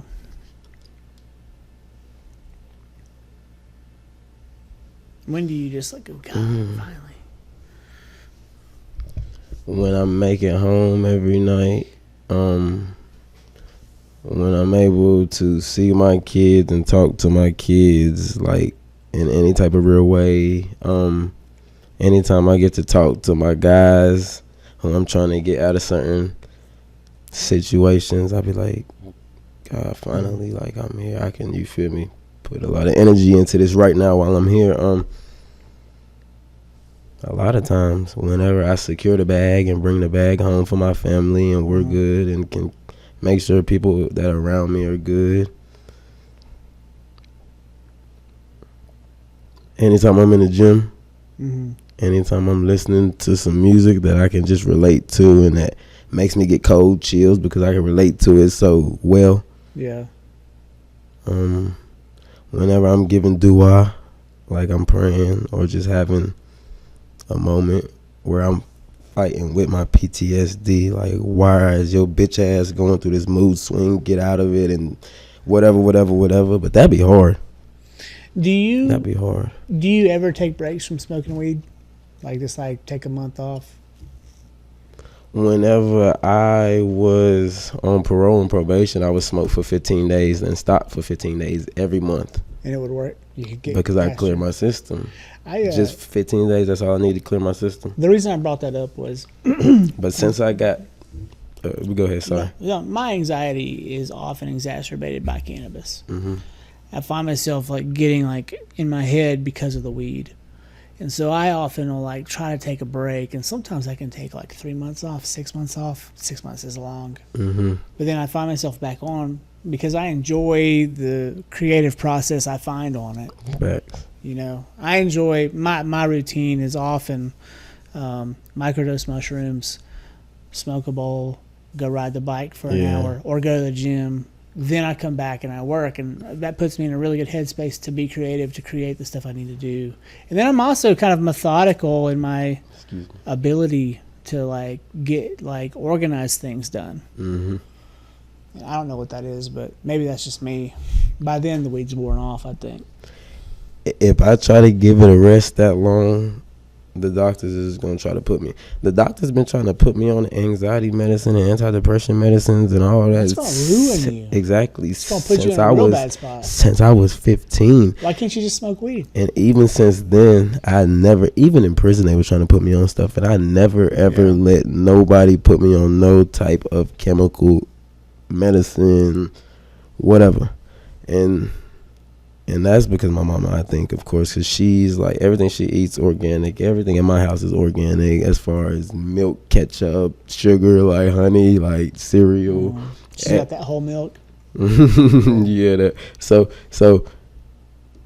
I just need an organic medicine for me. It's like if I go 6 months without not smoking, my lady might not stay with me. Because you'll just be kind of like angry. You got anger. Like I'll get irritated more at certain things, and I'm not saying I'm just a totally different freaking person. I get it, but it's like the weed brings me back to reality. The weed brings me to the point where I can get creative and enough to take care of all these things. What levels of culture shock did you witness coming to North Carolina versus Oakland? Did you see anything that was like, man, I didn't expect that? I mean, it's definitely so different. I can even just how the houses are. Everything is so close together in California. Like, you don't have a driveway, you don't have a yard, you don't have squirrels just running around. Look how much room we got. Yeah, you feel me? So you don't. This would be worth like unless you really got money. Dollars in Oakland. Unless you really got money, you don't. You feel me? You don't live like that. So that just how expensive stuff is, like just the gas prices, clothes, food, whatever. Just how expensive stuff is. Do you find yourself the smell of the air? Do you find yourself interacting more often with white people in Morganton than you did when you were in Oakland? And if so, what have you gleaned from that? Like, what's it like talking to white people a lot from your perspective? I want people to understand. It just depends who they are. Like, I've been standing in line at, say, a grocery store in Oakland, and this has happened a few times, especially when I came home from prison. And it's always been older white women, like white hair, like older white women. What do they do? And they always come up to me and they tap me on my shoulder. And I turn around and I see them, and they're always like, "You just have a energy to you, like you're gonna be special," and like I haven't said not one word to this woman, or nothing. Like a lot of white women come off like witches, though, don't they? Like witchy, like they got. I mean, a lot of third eye kind of stuff. Yeah, and a lot of old Southern black women too, like from like Louisiana and places like that. They're creepy down there. They come off witchy too, but I mean, but Oakland is not just straight black people. And where I'm at in Oakland, like even like our everyday, what we do is not just in the slums. You feel me? Yeah. Like we're everywhere with it. We're in the Eastmont Hills with it. I wanted to bring it up because it's a funny thing in my life, because when I play video games, my avatars are always black. It's just a confession I have to make. I enjoy being black in my video game spaces. I just do. I don't know why. My favorite athlete's Bo Jackson. Okay. And so I try to make my if I'm playing a game, I try to make my athlete look like Bo. Right. And so I have this in the wintertime. I told you about my indoor cycle. It's connected to this video game called Zwift. And Zwift is an online cycling platform where you can choose your avatar, and then you ride these virtual worlds, right? And you can buy packets if you want. You can ride a world that you purchase, whatever, like GTA or something. But my avatar inside Zwift is black. And just because my avatar is black, all the other people in the video game treat me differently than they would if I were white. And that makes sense. They it's sad to say, but that makes sense. But they're nicer to me, like egregiously nice to me if they're riding past me, because we pass. It's like for real, like you're passing each other, you're in groups with each other. So like, there's one thing that they do. They give you a thumbs up. It's like one of these things, and every white person that passes me gives me a thumbs up, and I score points every thumbs up I get, and I'm like one of the most popular people in the game because my avatar is black, and I'm like a grain of pepper in a salt shaker. All the other avatars are white, almost all of them. Yeah, but mine's black. But they don't know I'm white. But it's kind of a funny experiment. Yeah. So I don't know. Do you get that in the real world? Do you see people being overly nice to you, or like not overly nice? They be overly judgy. Because how I look, but I just look like this. Like I'm a good guy. Excuse me, sorry. They get overly it's fine. Yeah, but they look at me and they just automatically assume bad. Like they just automatically assume it's probably the worst. But then they hear me speak, the grill, and you got the hoodie. So. But then sometimes they hear me speak, and they're like, okay, he's all right. He's different. He got manners. Like I don't know. It's weird. Like every time it don't matter if it's a guy or a girl who's 16 years young and they're ringing me up at Ingles, like I say yes ma'am and no sir to like if that makes sense. Like, it don't matter if we're in TJ Maxx. Well, that was kind of what drew me to you early. Was like you said yes sir to me when we were talking, and you didn't need to, but like I was like, that's interesting. Yeah. I was when we He's first very met. respectable. Like when we first met. Yeah. Yeah, but that makes sense because but that makes sense. But see, I'll say yes sir right back to you if I think about it. Yeah, facts. If you ask a question that calls for it, so. Yeah, facts. Yeah. But yeah. Even though you're younger than I am, whatever, it doesn't matter. But that also it comes from like, but you gotta make people feel comfortable. Like you gotta know when to turn things off and on. Like you gotta have different strokes for different folks. When I was in high school, I had bright orange dyed hair. I was like an alternative kid, you know. Mm-hmm. And I was a quarterback, and I would go to football camp, and those coaches hated me, man. They didn't. I looked different, and they would like give me hell. Well, like they didn't like it. Just because I was You're different. I was different. Everybody. I had like piercings and stuff. Nobody likes different. And that's what a lot of... They thought I was troublemaker. Troublemaker, so... But that's how it be. But only God can judge. I don't judge nobody, and I don't... You feel me? Unless you're just on some weird, creepy stuff. Like, I don't... You feel me? Well, let me ask you some questions about... so I have a bias towards horror films. I think a little bit's okay, but when we get to a point where horror is like... It becomes like porn... for some people. Yeah.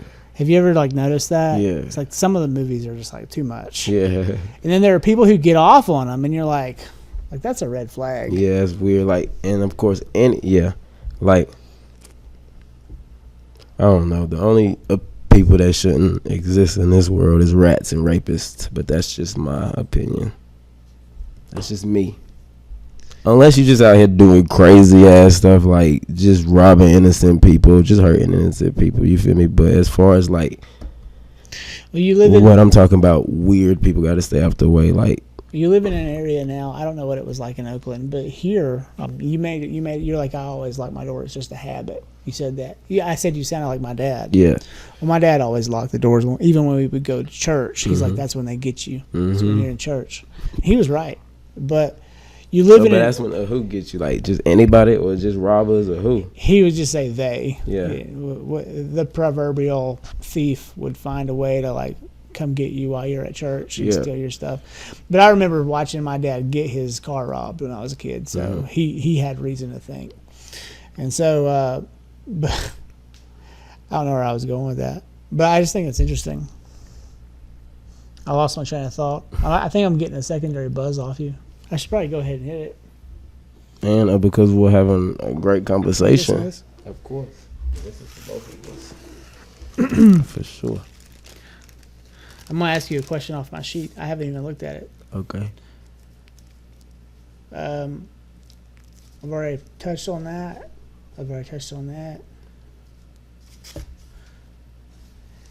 All right. How did you adapt to change in 2020?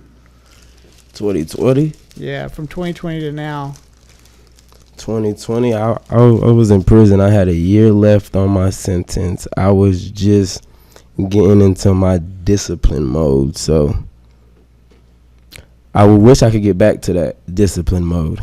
But that's one thing I'm having trouble with now today. Getting back to 3. Why is that? A mixture of things. Just things in my relationship, just things in life right now that's kind of bringing me down. I just need to take a month and I wish I could take a month to disappear and really just lock in, just exercise every day. I exercise every day, but it's like I have to lock in. I gotta get back to 3. Like, I used to be so disciplined. Every time I would eat something, I would brush my teeth after. Like, it don't matter if I ate 10 times a day. Yeah. And it don't matter if I was in prison around whoever that's going to judge, or whether I was out here around whoever that was going to judge. And, like, I don't know. I'm just real disciplined, and I'm not the type to really raise my voice at my woman and to just really get frustrated and lose focus. Like, I'm A 3 is the one who can really communicate through anything and everything in a copacetic, calm way. It sounds like you might just need more meditation. And what I mean by that is like not sitting still Indian style for 2 hours, but like maybe more time to myself. Well, like one thing, I've already said this, I'm beating a dead horse now, but the cycling has been so great for my mind. Yeah. Because it puts me in a level 2 cardio. Yeah. And then I'm in this level 2 cardio and I'm just churning butter. Mm-hmm. Just boom, boom, boom, boom, boom for an hour and a half. You know, I think you would do well if you had a road bike. Lots of good places to ride down in Morganton too. Yeah, I'm gonna definitely. And you get out and you're like going on an adventure. You're like you're riding around places new. Then you find a loop that works for you, and then you get in that loop and you constantly do that loop over and over again. Yeah. And that kind of helps you stay in some stable space. And that discipline's important. Yeah, the discipline's definitely important. I definitely need to. It's crazy. I was just looking at bikes for the family not too long ago. Like for me, for the lady, for the kids. A lot of my friends make mistakes and they get the wrong type of bike. In the case for around here, like you could go 2 ways. You get a mountain bike if you want, or you're going to rack your nuts. I tell you. It's pain. I mean, the bikes just are waiting to bang you. Yeah. But the road bike is really low impact, which I like a lot. And you could get hit by a car. Just wear bright orange or bright yellow. Yeah. Put a light that blinks on the back of your bike, whatever. But with the kids, just get them something that works for them. Your son's not old enough to really ride yet. Yeah, I was gonna get him like one of those little enclosed things. He's just in there chilling, like. Oh, like and on I'm the pulling back? him. Yeah, that's great. And then my lady was gonna get a bike, and I've already got my stepdaughter a bike, of course. So. It would be cool to see you on like a slicked out BMX bike. No. It'd be cool to see you on I call them razors. They're just like really awesome, fast, lean road bikes. Mm-hmm. And the guys wear the helmets that got the swoop on them. Mm-hmm. It'd be cool to see you like put on one. But that's what we need. Do you play golf or anything? You want to come play golf? I've never played golf, but we're starting a group. We need to do like. I'm not a golfer, really. A golf podcast interview. So that'd be cool. So, did you ride past the golf course here? I probably did. I wasn't paying a lot of attention. My computer just shut off. Electrics. I think we had a power surge. Huh. Well, what time is it supposed to storm today? Will you check that for me? It's 12:39. I got 20 minutes, maybe a little longer left. Okay. Hang on 1 second. I know you got to get back to your cousin for surgery, right? Yeah, his surgery started at 11 a.m., but he's in Winston-Salem. You're good till 4 p.m. Okay, I'm good till 4. If you left here even by 2, which I don't think we'll be here that long, if you left by 2. It's like a 2-hour ride, 2 hours and some change. It would stay behind you the whole way. Oh, because it's coming from this way? It's definitely going to go down the mountain, the Hickory. It'll get to Hickory around 6 or 7 probably. Okay, for sure. So I'm not going to leave the hospital tonight till late. What's going on? What's he got going on? Is it like a... He got a bullet in his spine. Oh, for real? Is this an old injury or it just happened? It just happened. I'm sorry, man. No, it's good. He's a soldier, but he ain't even crying. Everybody else crying except him. But he's a soldier. How are his legs? Are they moving? Yeah, for the most part. But he's rolled over. You feel me? He's just in a lot of pain. How did that happen? Was it a drive-by or something? Like, he just... Was it I don't really know. Yeah, it's more of a stray bullet, I feel like. I don't really know, you feel me? He don't live anywhere around me, really, but... Where does he live? He lives in, like, the Charlotte area, but, yeah, he lives in, like, the Charlotte area, but, yeah, it was more like a stray bullet. Like, the bullet wasn't intended for him. Oh, you feel me? Like, it wasn't meant for him, but you know, like, but you know how it works. Anytime I go to Oakland, and I'm not even involved with stuff like that, anytime I'm in Oakland, it don't matter who I'm with, and anytime I'm in Charlotte, it don't matter where I'm at. If I'm in a big city where I know stuff goes down, I move like I have a problem with people, if that makes sense. You're quick to make changes. Not even quick to make changes. It's just like if we're standing outside waiting for our food, about to come out, we're gonna stand somewhere where we're behind some concrete and sheltered and gonna post You up. sound like a military guy. You feel me? But that's just how you have to move. Military guys are like, when they go into like a restaurant, they point their back to the wall, their Facing the door. I never let my lady or my kids sit on the outside. I'm always sitting like to where if anybody comes up to this table, nigga, I'm gonna stand up first and like talk to me, and then also we gotta I do that too. And when my wife or my kids don't acknowledge what I'm doing, Mm-hmm. I'm like, hey, you need to move. Exactly. I'm like, you're not here. And they're like, what? We're just getting ice cream. Yeah. And I'm like, I don't think it. Yeah. I mean, it's not for them to understand yet, but I just did it with my mama, my sister, and my son sitting, and I'm at like the window, and I'm like, hold on, y'all got to get me right. Everybody get up. And they're like, why? So you can sit on the edge? I'm like, duh. I have this. I've been noticing this more and more lately, especially with the Latin American communities. I swear it's like we live in different worlds. Black people, white people, Asian people. What's going on with that? Yeah. But then like the Latin Americans, it's really prevalent in that community because like you don't know where they live. And then let's say for whatever reason you got to go to their house. You end up in like little Tijuana. Mm-hmm. And the whole neighborhood is just Mexican people or Puerto Rican people, and then they segregate by that too. Yeah. And you're like, wow, and then so like the interesting merger is black people and white people. A lot of white people are marrying black people now. Mm-hmm. We don't see a ton of like Latin American white. I mean, we see Latin American black. Yeah. Y'all seem to like everybody, But in our situation, like. It's just weird to see how quickly people are to segregate. It's just about love and loyalty for me. For a lot of people with me and us, like it's about just like everybody has a position to play, and with love and loyalty, them positions can be played. It don't matter what you look like, who you is. You feel me? And but that's how it should be, in my opinion. You feel me? Like, but there shouldn't necessarily be like. I don't know. Well, my mind goes to, I'm really grateful for cannabis being legalized Mm-hmm. because it really is bringing people who otherwise wouldn't know each other together. Yeah. You're seeing a lot of this now. Yeah, facts. Latin Americans smoke. Yeah. White people smoke. Yeah. Black people smoke. Asians, I don't think. They're all. Everybody smokes. Yeah. I don't know enough Asians to say. I haven't had an Asian on my show yet. Yeah. I've been trying. It's hard to find them. I know one from California. They You hide. can get in here if Yeah. you want. But yeah.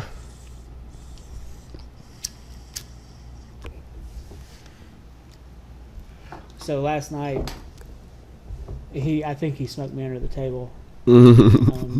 I just was like, I'm good, man. Like once I hit to a certain plateau, I'm like, I'm all right. Me too. Like let's not keep. And so your blunts are tightly rolled in rolling papers. That's actually a joint. It's a joint. really nice joint. Thank you. I only smoke joints. Respect to how well it's rolled. It's nice. It's like a Rastafarian joint there. My big thing about weed is I find blunts to be incredibly wasteful because they don't go out. Like I've seen you relight that 3 times, but the blunt wants to stay lit.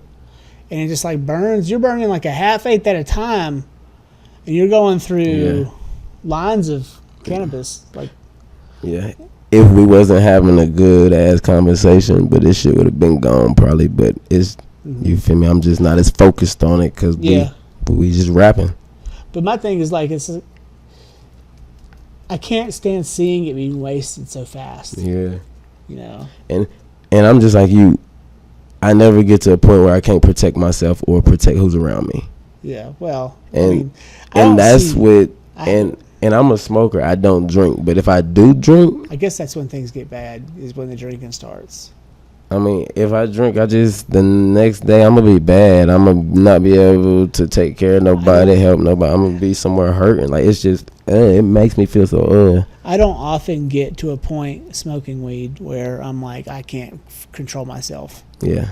I don't see that with alcohol. Yeah, of course. Yeah. See. Yeah, but that's how it be with alcohol. And Allah says in the Quran, Like, you got to do away with intoxication. Like, you can't. How do you explain it? Like, The idea of intoxicating yourself. it's the word intoxication, pretty much like the translation, of course. But it's like the word intoxication means like if you consume something that makes you think in a state you don't normally think in. If I get drunk, I'm not going to think about protecting nobody. I'm not going to think about handling no business, going to the store to get this for my lady because she's cooking or whatever. Like, it's just going to have me like, I can't control myself. Can't control your body. Like, you can't drive off of it, but I can go hop on the road and smoke for 2 hours and drive for 2 hours and I'm good. Yeah. You feel me? Like, I don't know. It's not even a thing. It's not a thing. It just keeps me focused. Keeps me in reality, keeps me calm, keeps me not worried about the bullshit as much that's going on just in life, period. Because everybody's stressed out nowadays with this life shit. It's gotten pretty rough. And it's only going to get rougher. You think? Or it's only going to get more rough. You think it's going to get worse than get better? Yeah, I think. Or you think it's just going to get... I think it's going to get worse if a lot of us don't lock in, just a lot of people in general. But yeah, I think it's gonna get worse. When you say honestly. Lock in, what do people really need to do to like lock in? That's a good way to put it, though. They need to legalize cannabis. They need to stop taking firearm privileges away from certain felons. Certain felons, of course. You feel me? Non-violent felons. Well, not even non-violent, because I have a violent case. But I feel like if me and my family go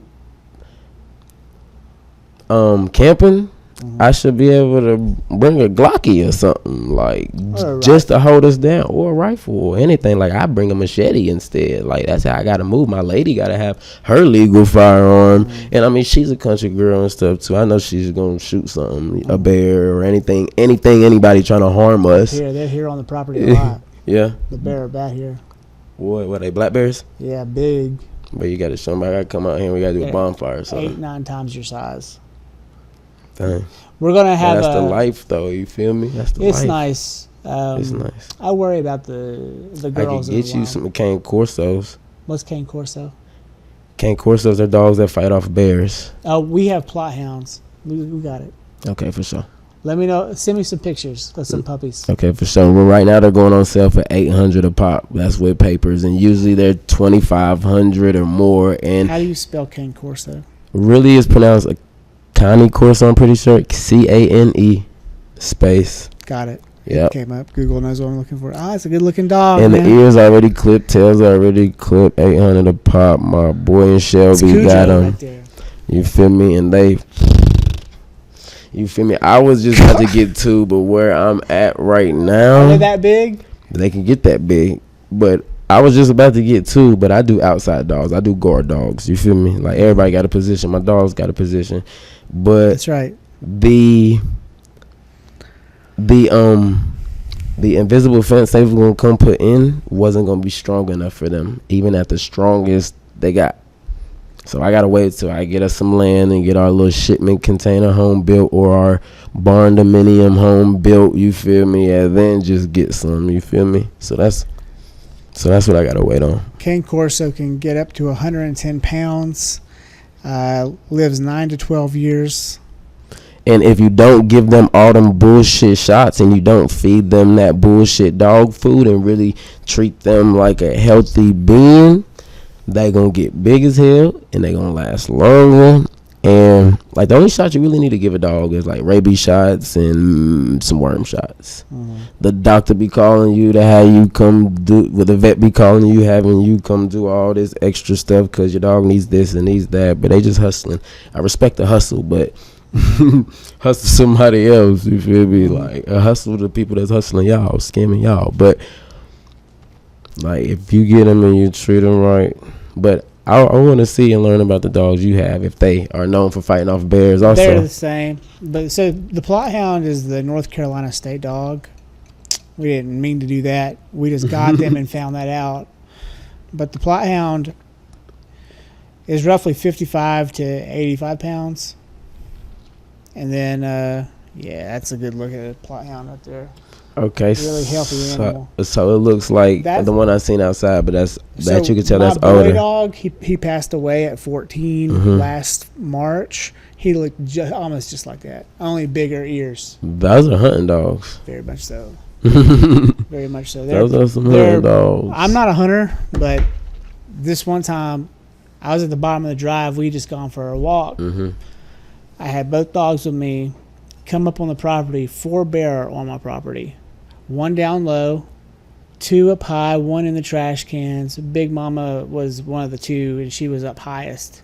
Of course, as you see everything. Yeah. That's smart. And her cubs were adolescents, and they were all down in the property trying to find grubs and eat trash cans and stuff. And my dogs, they're like, okay. They looked at the bear here, which was the smallest of them. And they were like, fuck that bear. And they looked at the mom, and they said, and they just beeline for the mom. They didn't even look at the other ones. They were like, we're going to run her off, and they're going to run off. They're smart soldiers. They just did it. I didn't say, go get the mother. No, they just did it. They just instinctively took on the mom. I mean, they beelined. You saw that hill. That's a steep. They were like, scoop, right up the hill. It took them like 3 seconds to get to the top. And they was ready to go. Well, that's good. So that's good. That's a blessing. My wife is looking at Vizslas. I don't know what that is. I'll pull it up if I can spell it. It's like Vizslas. They're like this, but they're more rubbery, like labs. You know, like just wiggling and like they have that short hair. Yeah. Vish, if I can spell it right, Vizsla, Vizla, Sure. and that looks like the dog I have. But Okay, yeah. but that's not the dog I have. That dog's a plot hound. Okay. So it's pretty wild. I'm gonna ask you a few questions to wrap up. Okay. For sure. What keeps you up at night? Ooh. Them demons. Nah, a lot. Like me thinking about my mama, me stressing about getting this land so we can get a family compound going even sooner. My kids, my guys who still in these situations in life that they got to get up out of and they're not listening to me. I stay up, but my guys still incarcerated who we trying to invest into things that can give these people jobs when they come home, as far as the box trucks, as far as we about to try to do a push-up smoke shop coming soon in the 828 somewhere. But yeah, just, you feel me, a lot of things keep me up at night. Me and my wife, my lady's problems that we be having, you feel me, and not no crazy problems, just real life problems. Just we're still learning to communicate. We're still, you feel me, like she's an at-home mom now, so it's like she's still, you feel me. So now you're working and she's at home. Well, yeah, when I first came down here, like 2021, for like let's say over a year and some change, she was, now probably longer than that for real, she wouldn't quit for nothing. Like, she's a hustler, like I said. But at family functions, when we're all gathered around and she's voicing to us that she really loves doing that mommy shit and feels great when she's at home doing the mommy shit and being able to prepare plates for everybody, and she know I'm not good at that. Like, I'm just not. Like, but that's just not, like, nigga, I'm the protector and I'm the provider. That's right. You feel me? And it's just like she holds that down to a T. You feel me? And like, I mean, sometimes it gets hard, It's of like, course. why would you give someone else a job that they're not good at when there's someone who does that job really well inside the business? Exactly. And when I was going through my mental state when she had 2 jobs and going to school, it's like, that's what I was explaining to her. Like, at least cut back on one of them jobs because you really don't have to work too. I understand you a hustler. We all know you a hustler, girl. You ain't got to prove that to us. But that worked for her before the kid was born. And that was fine then. Yeah, of course. But once the kid's there, everyone needs to make room for the kid. Especially, but it's my first child. Yeah. You feel me? It's like you've already had a child who's 6. You feel me? 5, whatever. Like, you feel me? At the time, like, so it's like you teaching me stuff. I need you to be here teaching me stuff more than because really, not necessarily then, but soon after that, we was getting to a position where nobody really had to work. You feel me? Like, you feel me? Like everything was going good out west with the push-ups. You feel me? We also travel to legal states and do legal pop-up shops. You feel me? Like, it don't matter if it's in Michigan. If we want to hop on the road and all suit up and go up there and, like, you feel me, have everything together and get stuff together to go to the pop-up shop, et cetera, et cetera. You see them doing that down here. I was there. Black Mountain had a blues festival last weekend, and we were walking the tent. They had tents up, like pop-up tents, businesses. Oh, yeah. And 2 or 3 of them were weed. And it was like THCA. Exactly. See, CBD. in North Carolina, it's different. It's like the Delta 8, Delta 10, THCA, hemp, CBD. So it's like we, of course, have that too. Yeah. Like, every time I'm riding, I'm smoking. Like, I make sure I'm legal with the cars we in, with the cannabis. If I'm driving, if I'm smoking, whatever. Well, yeah, I'm not talking about no crazy stuff. Like, I'm just saying, if we do anything in any state, we have paperwork for anything we got. Yeah. You feel me? First off, like, legit paperwork.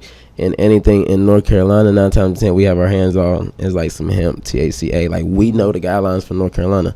But it's like North Carolina, I don't know why they don't just go ahead and legalize it. Well, I want to ask you what you think about THCA. I like some of it. Shoot, I've been, let's say, in Charlotte before, and I've forgot some of my stuff at the house, and I just need a pre-roll, a couple pre-rolls for the drive back. It's just me by myself. I'll stop at a regular smoke shop that sells tobacco and stuff. I'll go in there, and I need some sativa, THCA pre-rolls with some high THC percent. Like, you feel me? But they got sativas, hybrids, and they really got it. Like, and it's like a lot of people don't realize they really got it nowadays. I find the percentages are often misleading because you might see that, 38% THC or even higher. But when you get that, often it kind of puts me in a headspace I don't like. Exactly. Where I'm like self-reflective but negatively towards myself. Exactly. And so I go for like they call it Sex Panther up here, but it's like a 15%, 18% THC, but it's a THCA. That's not bad. Yeah. And so, but even it still can make me turn back on myself. And when maybe it's just weed in general does that for me, but when you're editing yourself on a computer and you see your face and you hear your voice and all of a sudden you start turning on yourself, all work stops. Yeah. You don't publish that content. A lot of people don't like sativas because sativas are more of an upper, and they get paranoid and stuff off of it. Yeah, I see that. So it's more like, I like sativas because I have to be up doing stuff. I got to be networking. I have to be, okay, my son's fed up with all this. I've played the PlayStation 5 with him. I've threw the ball with him. I've done everything. Now it's time to go outside. You feel me? Like, so it's like, I don't know how to explain it, but yeah, it's like the sativas for me keep me going because I can't be on the couch sleep all day or for hours. Like, I don't even take naps. The indicas or even the new sativas, a lot of these, they're ruderolous. They're not sativa. They're not organic. Well, I'm thinking of something different that is organic, but it's a hybrid. Okay. It's like a hybrid. I'm just thinking about in California, a lot of these newer strands coming out. Yeah. They're sprayed with, and not like they're sprayed with crazy drugs. They're not sprayed with drugs. I'm saying they're sprayed with chemicals that's not supposed to be in your body. Yeah. So when you're smoking all these new indoor non-organic weed, it's like, it might be a sativa, but it might be so fucking strong. You're like, it feels like it. indica. But they're like spraying on CBD bud. What was it? Delta. The deltas were that, right? That's a spray, right? What, like The Delta 9 was a spray on, right? Well, all weed that's in like legal states like California, where it's legal recreational, that's Delta 9. All the stuff we used to smoke before, all these Delta 8s and Delta 10s and stuff, like that's Delta 9. The Delta 8s and the Delta 10s, it's like they have to have a certain amount of THC in it to be legal in North Carolina. So it's like you can't go in the smoke shop and ask.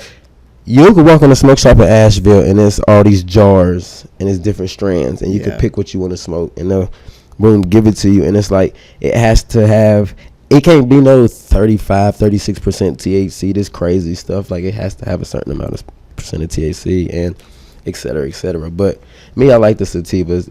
If you get in like that paranoid state where like you're in your mind more and it's like, it's more of like I don't like the way this weed is making me feel, you might need to try like a light indica or a light hybrid. Well, for a while, when you say hybrid, we might be talking about a different thing. But my buddy Carlos was mastering this. He had an indica strain and then he had a sativa strain. But then he got these seeds at some point that were like children of an indica that populated with a sativa, and it created this short bushel ruderolus strain, and it was only about as tall as the table. It didn't grow tall and long like you see them get. It just grew like this, and it stacked up a bunch of nugs on it, and it was like pulling like candy off of it. And it was just a bunch like that, and I really enjoyed it, but it was rare to find. I love stuff like that.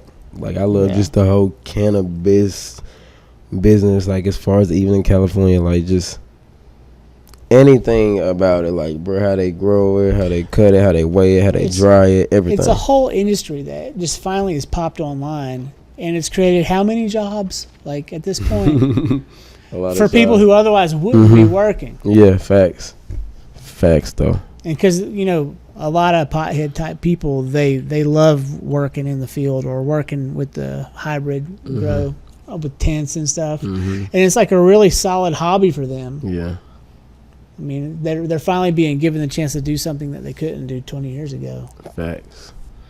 Okay, so are there any projects you're working towards that you want us to know about?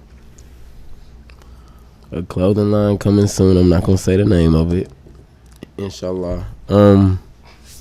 Like I said, hopefully we're gonna try to do a smoke shop soon down in like the Morganton Hickory area. Hopefully we still got to go through procedures and things for that.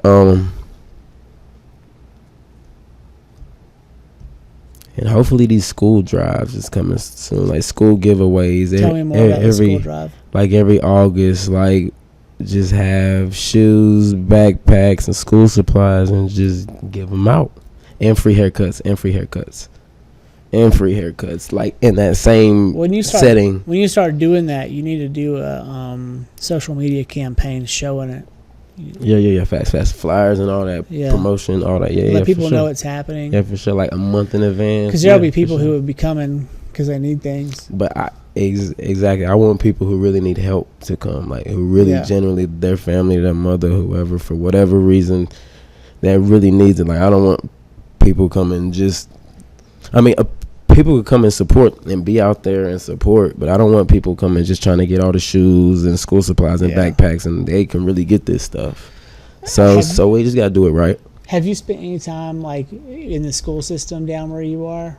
Hopefully I could get into coaching soon, coaching basketball. Shout out my brother Stoney. It'll happen when your kid's of age. Exactly. See, that's what I'm really waiting for. But I want to go in when he's not of age, so he can just be around basketball. Smart. Yeah. You feel me? Because my brother, shout out to my brother Stoney, like I just said, him and my nephew Jagger, they do the travel ball. My brother, he coaches for Oak Hill Elementary in Morganton, you feel me? And my nephew's homeschooled. So that's how I want my son to be homeschooled and just still play for a local school. I want them to play for the same school I play for. You feel me? And just, and I eventually when we get there, we're gonna do a real travel basketball team for the community, for the kids. A lot of these guys, they make these travel basketball teams or these local basketball teams and be charging out the ass for them, and it's supposed to be like to get back to community, to keep kids off streets, to keep kids out of abusive homes or whatever. And it's like you charging all this money for these kids that come play, but these families can't even afford this. Like, we gonna make sure y'all good for real. Like, you're not gonna have to pay us to come learn how to play basketball, none of that. But there can be basketball teams for different levels of players. Like, it don't have to be, oh, you're not good enough, you feel me, but you just paid $250 to try out, but then we still cutting you. They would end up putting you on, like, so they would have different levels of teams, and like, so the black team would be like the best players, blue team would be like bracket two. Because that's just what's wrong with people now. They feel like people aren't good enough. And it's not about, when people start feeling like people aren't good enough, it's more of like a personal thing. That's supposed to be for the community. Well, my thing is, like, they're creating like upwards of 5 teams at a time, and they're in the same age group. And I'm like, well, why don't you just mix those teams up evenly and let them all play hard, rather than give all the good team players on this team? Because then they go play competitively with other groups. So I guess that's why they do that.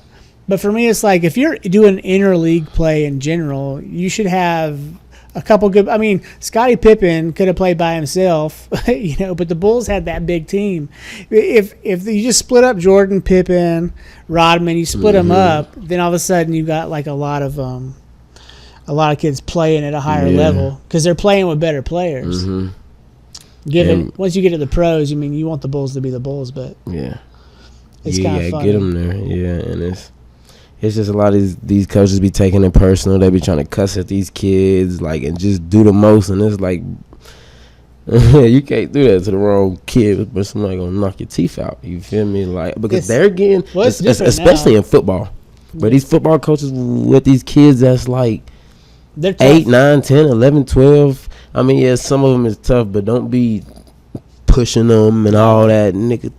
Like fuck, like you feel me? Like, I don't know, it's hard to explain. My dad coached football my whole life. It's funny to watch now because I'm doing a highlight for a high school team here in Lincoln County. Oh, so that makes sense why he wants his asses on the football field. Yeah. Okay. Yeah, that's him right there. He was a wrestling coach too. Okay. He was like, that was when he won the state championships with Joe Randall, one of his 103-pounder. He had already won the states at 103 with another guy. So he was pressuring me to get to 103 because he's like, I can get you to 103 and then we can win this thing if you want to wrestle at 103. But my stature was like, I was growing to be 5'9". 103 at 5'9" isn't. Yeah. So at the time I was like 5'5", and so I was like already pushing 112. So it's kind of funny, but yeah, he would coach football and. He was tough. He was one of those tough coaches, but he was also like, he would like drive to pick kids up in places where like they wouldn't have cars. Like, they would like, their parents wouldn't take them or they didn't have a ride. And he would go he would go pick up like 5-6 kids at a time. So. And we need more people like that. But you could definitely confuse my dad to be kind of an angry guy. It's okay to be angry. It's okay to be like disciplined. It depends on how you would catch him. I watched him kick kids off the team. I was like, God, he just kicked him off. Like, he's like the best guy on the team. You watch him kick him off. But it's about respect, man. Yeah. But he probably wasn't respecting them in a way where he had to get him out of there. Well, what's funny is I coached my kids' softball team this year, and I was playing Moneyball. So like, no kid was allowed to have anything but a prime number, no number 1, and so it was like 2, 5, 7, and then on up. And the thing that happened was I realized that like you found out right away who the problem kid was going to be because their parents were complaining they couldn't have number 1. And you're like, all right. Well, she can have number 1. It's okay. Fact. But then and so, all right, we're going to wrap up. I got like 3 questions left. For sure. What advice might you give someone in your line of work, either at this time or a line of work you've done in the past? Love, loyalty, communication, especially communication. Oh my God, that's a big one when it involves people's dreams and money and just business in general. Really believe in yourself. Anybody who doesn't believe in you, get them away from you. It don't matter who it is. It don't matter who it is. Anybody who don't believe in you, just get them away from you, because they're just going to keep bringing you down and gonna, you feel me? You're not going to be able to really achieve your goals. And just believe, pray, and stay true to yourself, be yourself, and don't care what nobody thinks, and just, yeah. How do you react when someone undermines you? What do you mean? Well, Like, someone who doesn't believe in you. What way? With someone who doesn't believe in you, often they'll undermine you. Okay. And so you'll be trying to do something bigger, and then they'll come in and they'll say something to the group that makes it belittles the situation. Oh, you gotta get them away from you. How do you? Just simply like. What happens if you're in a situation where you're like tethered to them, like they're a parent on the team you're coaching, or they're an assistant coach, and like, well, this could happen to you. This happened to me. You're head coaching a basketball team, and then one of the parents wants to be an assistant coach, and at first you're cool with him, but then later he comes in and he's like saying things to the players that undermine decisions you've already made, moving players around on you, even though you put them there. You got to pull them to the side and just you and them have a real conversation. It don't matter if it gets heated, as long as it's just a strictly conversation. You feel me? And just, and if there's somebody you really love, you just got to keep having that conversation to the point where if they don't get it, you feel me, they just can't necessarily play that role in your life that they're supposed to play, if that makes sense. I ended up having to walk away because the way it worked out, I couldn't stay on the team. My daughter and I had to leave halfway through the season. It was like the undermining got so bad that some of the parents were complaining because their kid wasn't playing where they were supposed to. Yeah. And then one of the league officials was like, they sent me a PDF telling me I had to step down because one of their players' parents were influential enough to get them to ask me to step down. Even though we were playing, they did that thing to us on the teams where they gave all the best players to one team and then we got the other kids. And like I made a lot of noise about it. And I was like, hey, we shouldn't be playing them this way. We should have an even team. And they had a problem with that. And then when we started losing games because we didn't have the players they had, the parents started complaining that I wasn't a good coach. And I'm like, no. Yeah. And by playing Moneyball, I was squeezing every run out of these girls with softball. And I had this girl, she never got on base. Well, no, excuse me, she never hit the ball off the swing, but she always hit the ball off the tee. And she was batting like 1,000 off the tee. But because she wasn't hitting the ball hard, parents were complaining that I had her batting second. They're like, she shouldn't be batting second. She should be batting farther back in the lineup. But I'm like, well, she gets on base every time. Yeah. And she's insulated by other good hitters because she was so small. She would always round and score. Yeah. Because she would have 2 or 3 behind her that would hit. And so I would get really frustrated. And then when they asked me to step down, I took some advice from some family members, and I just bowed out. I graciously said thank you. And my daughter's like, well, I'm not playing if you're not playing. And then her friend's like, well, I'm not playing if she's not playing. That love and loyalty. Yeah, but you have it tattooed on your face. It meant a lot to me that my daughter refused to play. Heck yeah. Even though I told her she could. But it meant a lot. And I was like, okay, well, we'll get them next year. And she was like, I don't want to play softball anymore. And I was like, you don't want to play at all? Because she was good. She's like, well, after like a few weeks, she was like, well, I don't want to play again for them, but I'd like to play them and beat them. And so we'll see. If we play next year. Gotta have them young. But if we play next year, we have to play for a whole different league because I can't even play for that league. Because they're not going to let me coach again in that league. And so we're looking at doing the Youth Sports Association up here instead. But we'll see. For sure. That's what's up. Okay, if you could go back in time, this is a science fiction question. If you could go back in time and give yourself advice when you were young, what time of age would you go back to and what would you say? I go back to middle school. Like 6th grade or like 7th grade? 6th, 7th grade. So like 13 years old? Because that's when I'm still kind of innocent. Yeah, still. You feel me? I'd go back then and just... You said, what advice would I give myself? Mm-hmm. I mean, just... I don't know. I keep saying this. I know it sounds corny, but love, loyalty. Like, I would just try to instill those life lessons of listen to your mama, listen to your big brother Stoney. Because I had people in my life that was trying to get me out of a certain life. Mm-hmm. And I just wasn't listening because it just wasn't my time to listen. Like, I needed to go through what I went through, and I understand that. But I would tell myself, like, you feel me, to listen to what my brother Stoney saying, what my mama's saying, you feel me, what my sisters is saying. Just, I would tell myself not to put as much love and loyalty into somebody until you put them through certain tests. Oh, yeah. Because there's 3 ways to test somebody's loyalty, and that's a secret, and that's with a man or a woman, depending what you are or what, you feel me, like, relationship-wise, and with money. So that's the 3 ways to really test somebody's loyalty, like, you feel me? So you can tell them a secret and just to see if it passes? Just tell them a lie, a big secret. Tell them a lie, it's not true, and just tell it to them. And if even one other person hears this and you know it's not even true, I didn't even tell this to nobody but this person, you just know their position. You just know you got to play them from the background, especially if it's somebody you love. If it's somebody you're just getting to know, just go ahead and get rid of them right then.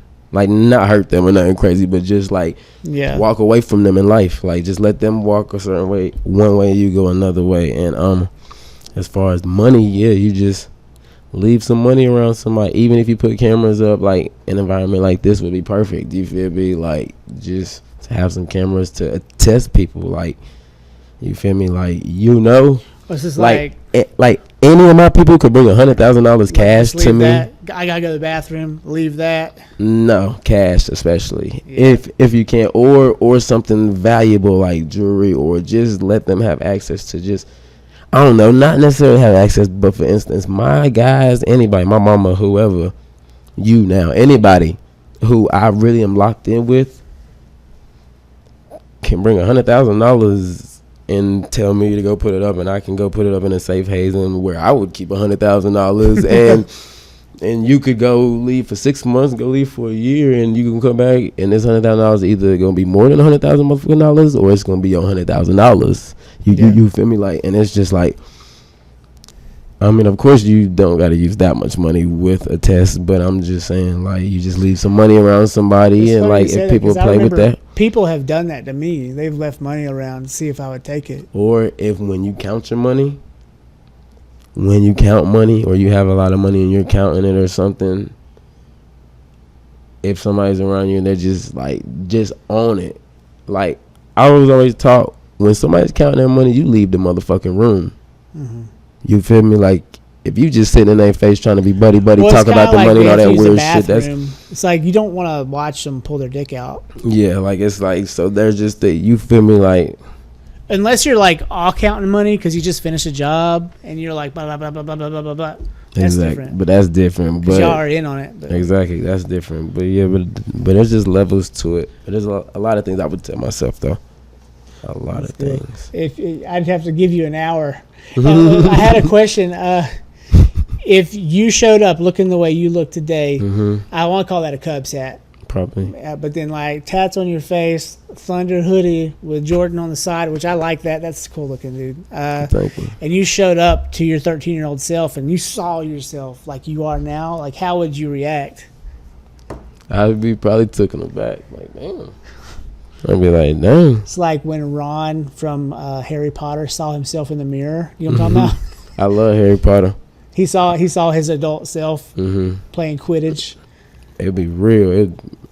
I'd probably have a lot of emotions because you would know it's you. You would be able to tell it's you.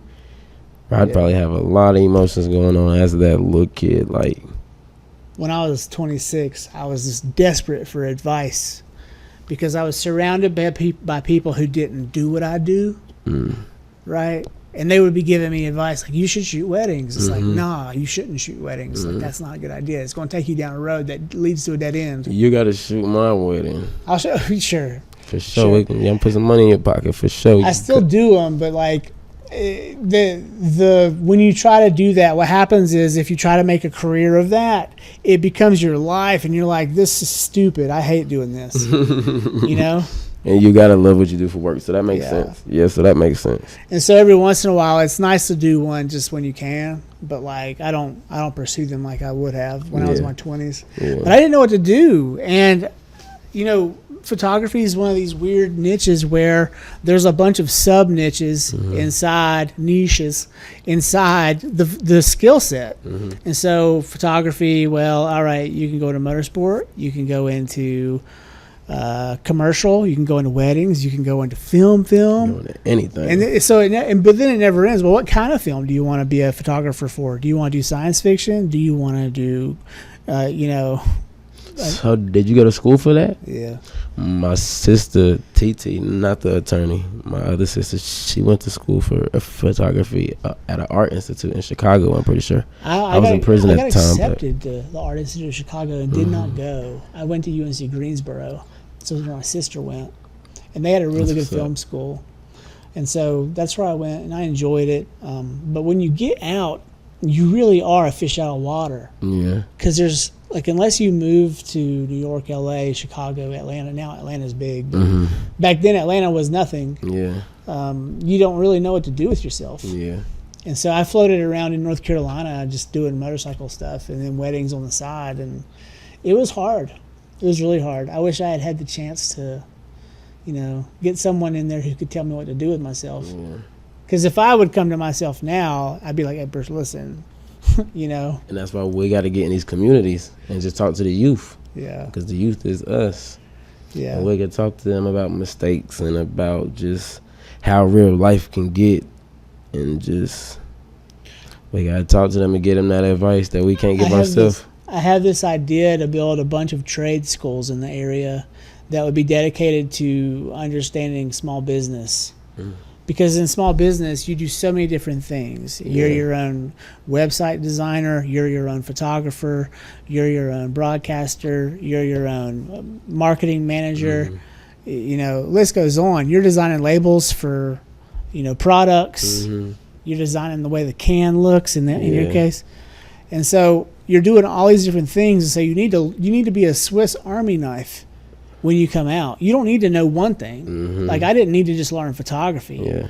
I needed to know all of these skills and the law behind them. And even that is something that we could teach the youth who want to go, you feel me, through a photography school and art school. But you need to know contracts. Yeah. Like, who's not learning contract etiquette these days? Like, you should really have it locked. So I don't know. I'm just kind of ranting and venting. Okay. All right. Last two questions. What are your hopes and dreams for your family? Go ahead.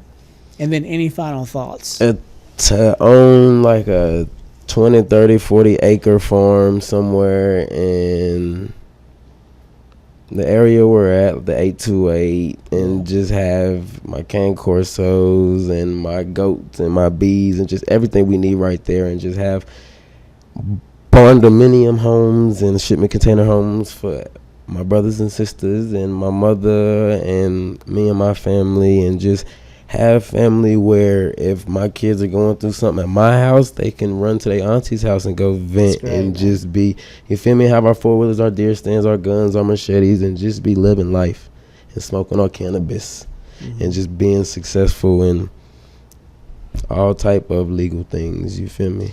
When do you think your kid's really young, so this is going to weigh out. When are you going to introduce him to cannabis? Kids on their own get introduced to cannabis nowadays, like middle school, high school, and that's a big reason why I want my boy homeschooled. So it's like he's gonna probably get introduced to him on his own. He'll probably see it around the compound. I mean, he'll see it around his compound, but he's gonna know he can't do it until he's at the point where he can afford his own house and have his own car and like really grown. You feel me? Like independent. Like if he's independent at 18, I can't tell him what to do. Yeah. You feel me? Like, if he's really at that point where he's like, look, I need my own spot. I want to be independent. I got a lady. I'm trying to, you feel me? Like, if he's that, you feel me? I can't. That's actually advice I probably would have given myself at a certain age, is like, get your own place. Because I was always living with roommates. God, the cock blocking. You know what I mean? Just they'd be there. Yeah. You know? Being dorks. And you're like, get out. And so I lived by myself in college for a semester, and I was like, God, this is great. Yeah. I could just kind of like... It's always good to have your own space and make your own rules, whether you're single or in a relationship, and make rules together or whatever. But it's always good to have your own space, especially if you're in a relationship. You can't be living with nobody's parents in a relationship. That's hard. Like, you can't even really be yourself. Well, no, you can't. At all. Like... And, I mean, at what age do you consider a man grown? Well, see, in Islam, a man is the man of the house at 15. You're a man at 15. But in this generation, if you got your own house, your own car, you taking care of yourself, you paying your phone bill, you really, like, then you a man. If you taking care of your family, even if it's your mama, like, if these guys is out here 16, 17, and they hustling, they got a job, they doing whatever good to take care of their family and stuff, I mean... But that's a man, but these fathers ain't doing that. Well, we're seeing in the for real. In the white families, you see the men in our, let's call it our flock, are like pudgy soft, playing video games into their 30s, still on their mama's insurance at 30. But that's smart. But there's nothing wrong with stuff like that. Why? Because that keeps you in the house, for one. It keeps you out of trouble. Your mama's insurance, she's been driving for longer, probably don't have a record, so it's going to be cheaper for insurance. You feel me? It's just... Interesting perspective. I've had this same phone number since, like, middle school. I have the same phone number for middle school. And it's like, I've been on my mama's plan since middle school. Of course, I didn't pay it in middle school, but of course, now I'm grown and old, and I still... Like, I pay it, and it's still in my mama's name. But that was part of... my phone. That severance was really hard for me when I came out of college, because I did get on my own, and I did pay for my own phone bill, and I did pay my rent, and it was really hard. I mean, I was paying like upwards of like $2,400 a month just to keep things going, and that rat race puts you into positions you don't want to be in. Like, why am I making this money? What am I doing to make money? And, you know, they were all legal, but like the jobs suck, and then you're like, you're taking shit from somebody. And then that is mentally not good for you. You feel me? And we worked really hard to get back in that situation. My cell phone thing was like, Verizon was charging like $122 a month for one plan. We had two plans, my wife and I, and I went Mint Mobile, $15 a month. Facts. 122 to 15. Big jump. But you pay them the whole amount for the year for both phones. They get like $300 from me, and I have a phone for a year. It's 2 payments on Verizon. Dang. You know, and so like little things like that really helped us get right. And in 2020, I was able to become debt free outside of the mortgage. That's what's up. Yeah, man. Thank you. For sure. That's what's up. Do you have any final thoughts? Do you want anyone, if this was the end, if this was the last thing you got to say to anybody on earth, what would you say? To anybody on earth? Yeah, if like, let's say like you leave here, get in a car crash, and it's over. Inshallah, I don't. Astaghfirullah, I don't. Astaghfirullah. But dang, that's hard. But I'm gonna be crying on here. I try to give a speech. I try to give a. You feel me? But maybe take the pressure off. Just like, is there anything you'd like to say? Free Palestine, free Five, free Code Blue, free all the real soldiers that's really trying to come home, take care of their kids, and change their life. And shout out to my mother. Shout out to my mother, Zakia, because, you feel me, she is the reason why I'm me today. In a lot of ways, shout out to you. Thanks, man. And everything you got going on, for real. I would love to do this again and do other things. Just well, we're going to be holding panels where we bring people in who are like specific to a group of people, and then we have another group, and we all have conversations about culture. And so when But we that'd get be these, fun. when we get these studios online, it might be a few years from now, but we'll be having people come in. That would be fun. That would be fun for sure. Are you going to stick around North Carolina? Are you going to raise your kids here? I want to. I want my family compound to be in the 828 somewhere. It's nice here. The air is fresh. The water's clean. You feel me? Mm-hmm. Yeah, and where you are, it's like less populated, more affordable. Because I can't do big crowds regardless. Like I don't club. I don't party. Like I don't do no big crowd activities. If I do, it's gonna be not like I'm gonna be flipping out and shit. It's not gonna be fun because I'm gonna have to move. Like damn, I'm in the military or something. Like being an outsider from out of town? What's your take on the Hickory area? The Hickory area? Yeah. What do you think about Hickory? You're down there some, I bet. A little bit, but I don't be in Hickory like that. I don't like Hickory. It's too wide open for me. I know what you mean. Like it's too wide open for me. It's a lot faster than Morganton. Morganton is slow. Morganton, I can raise my kids and I have to look over my shoulder. What do you think about Black Mountain? Black Mountain is like Morganton, but I haven't really experienced Black Mountain like Morganton. Like I just had a cop pretty much follow me from the exit all the way here. Really? I swear.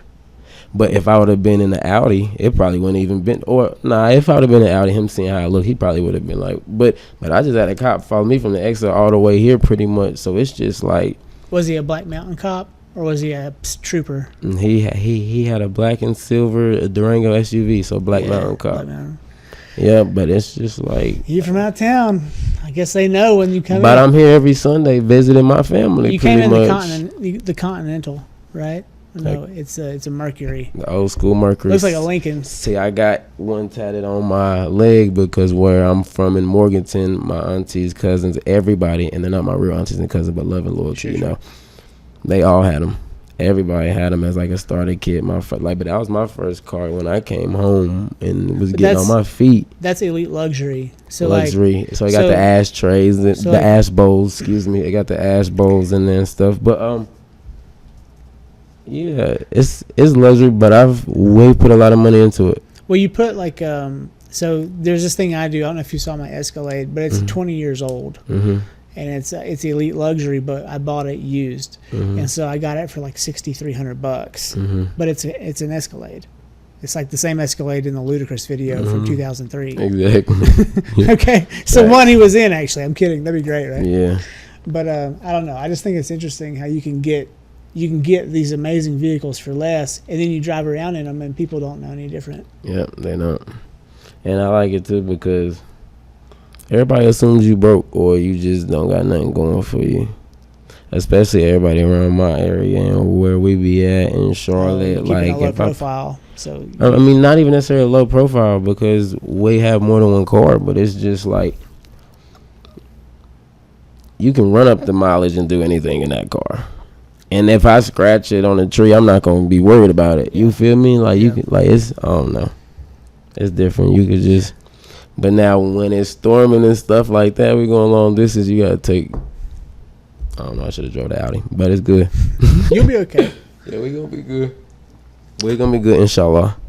Right here, got it, man. Thank you for coming on the show. Thank you for inviting me for sure. I'm Josh Lloyd, and you're on the Ridge. Thanks for watching. That's it. Yeah. We did what, 2.5? That's what's up.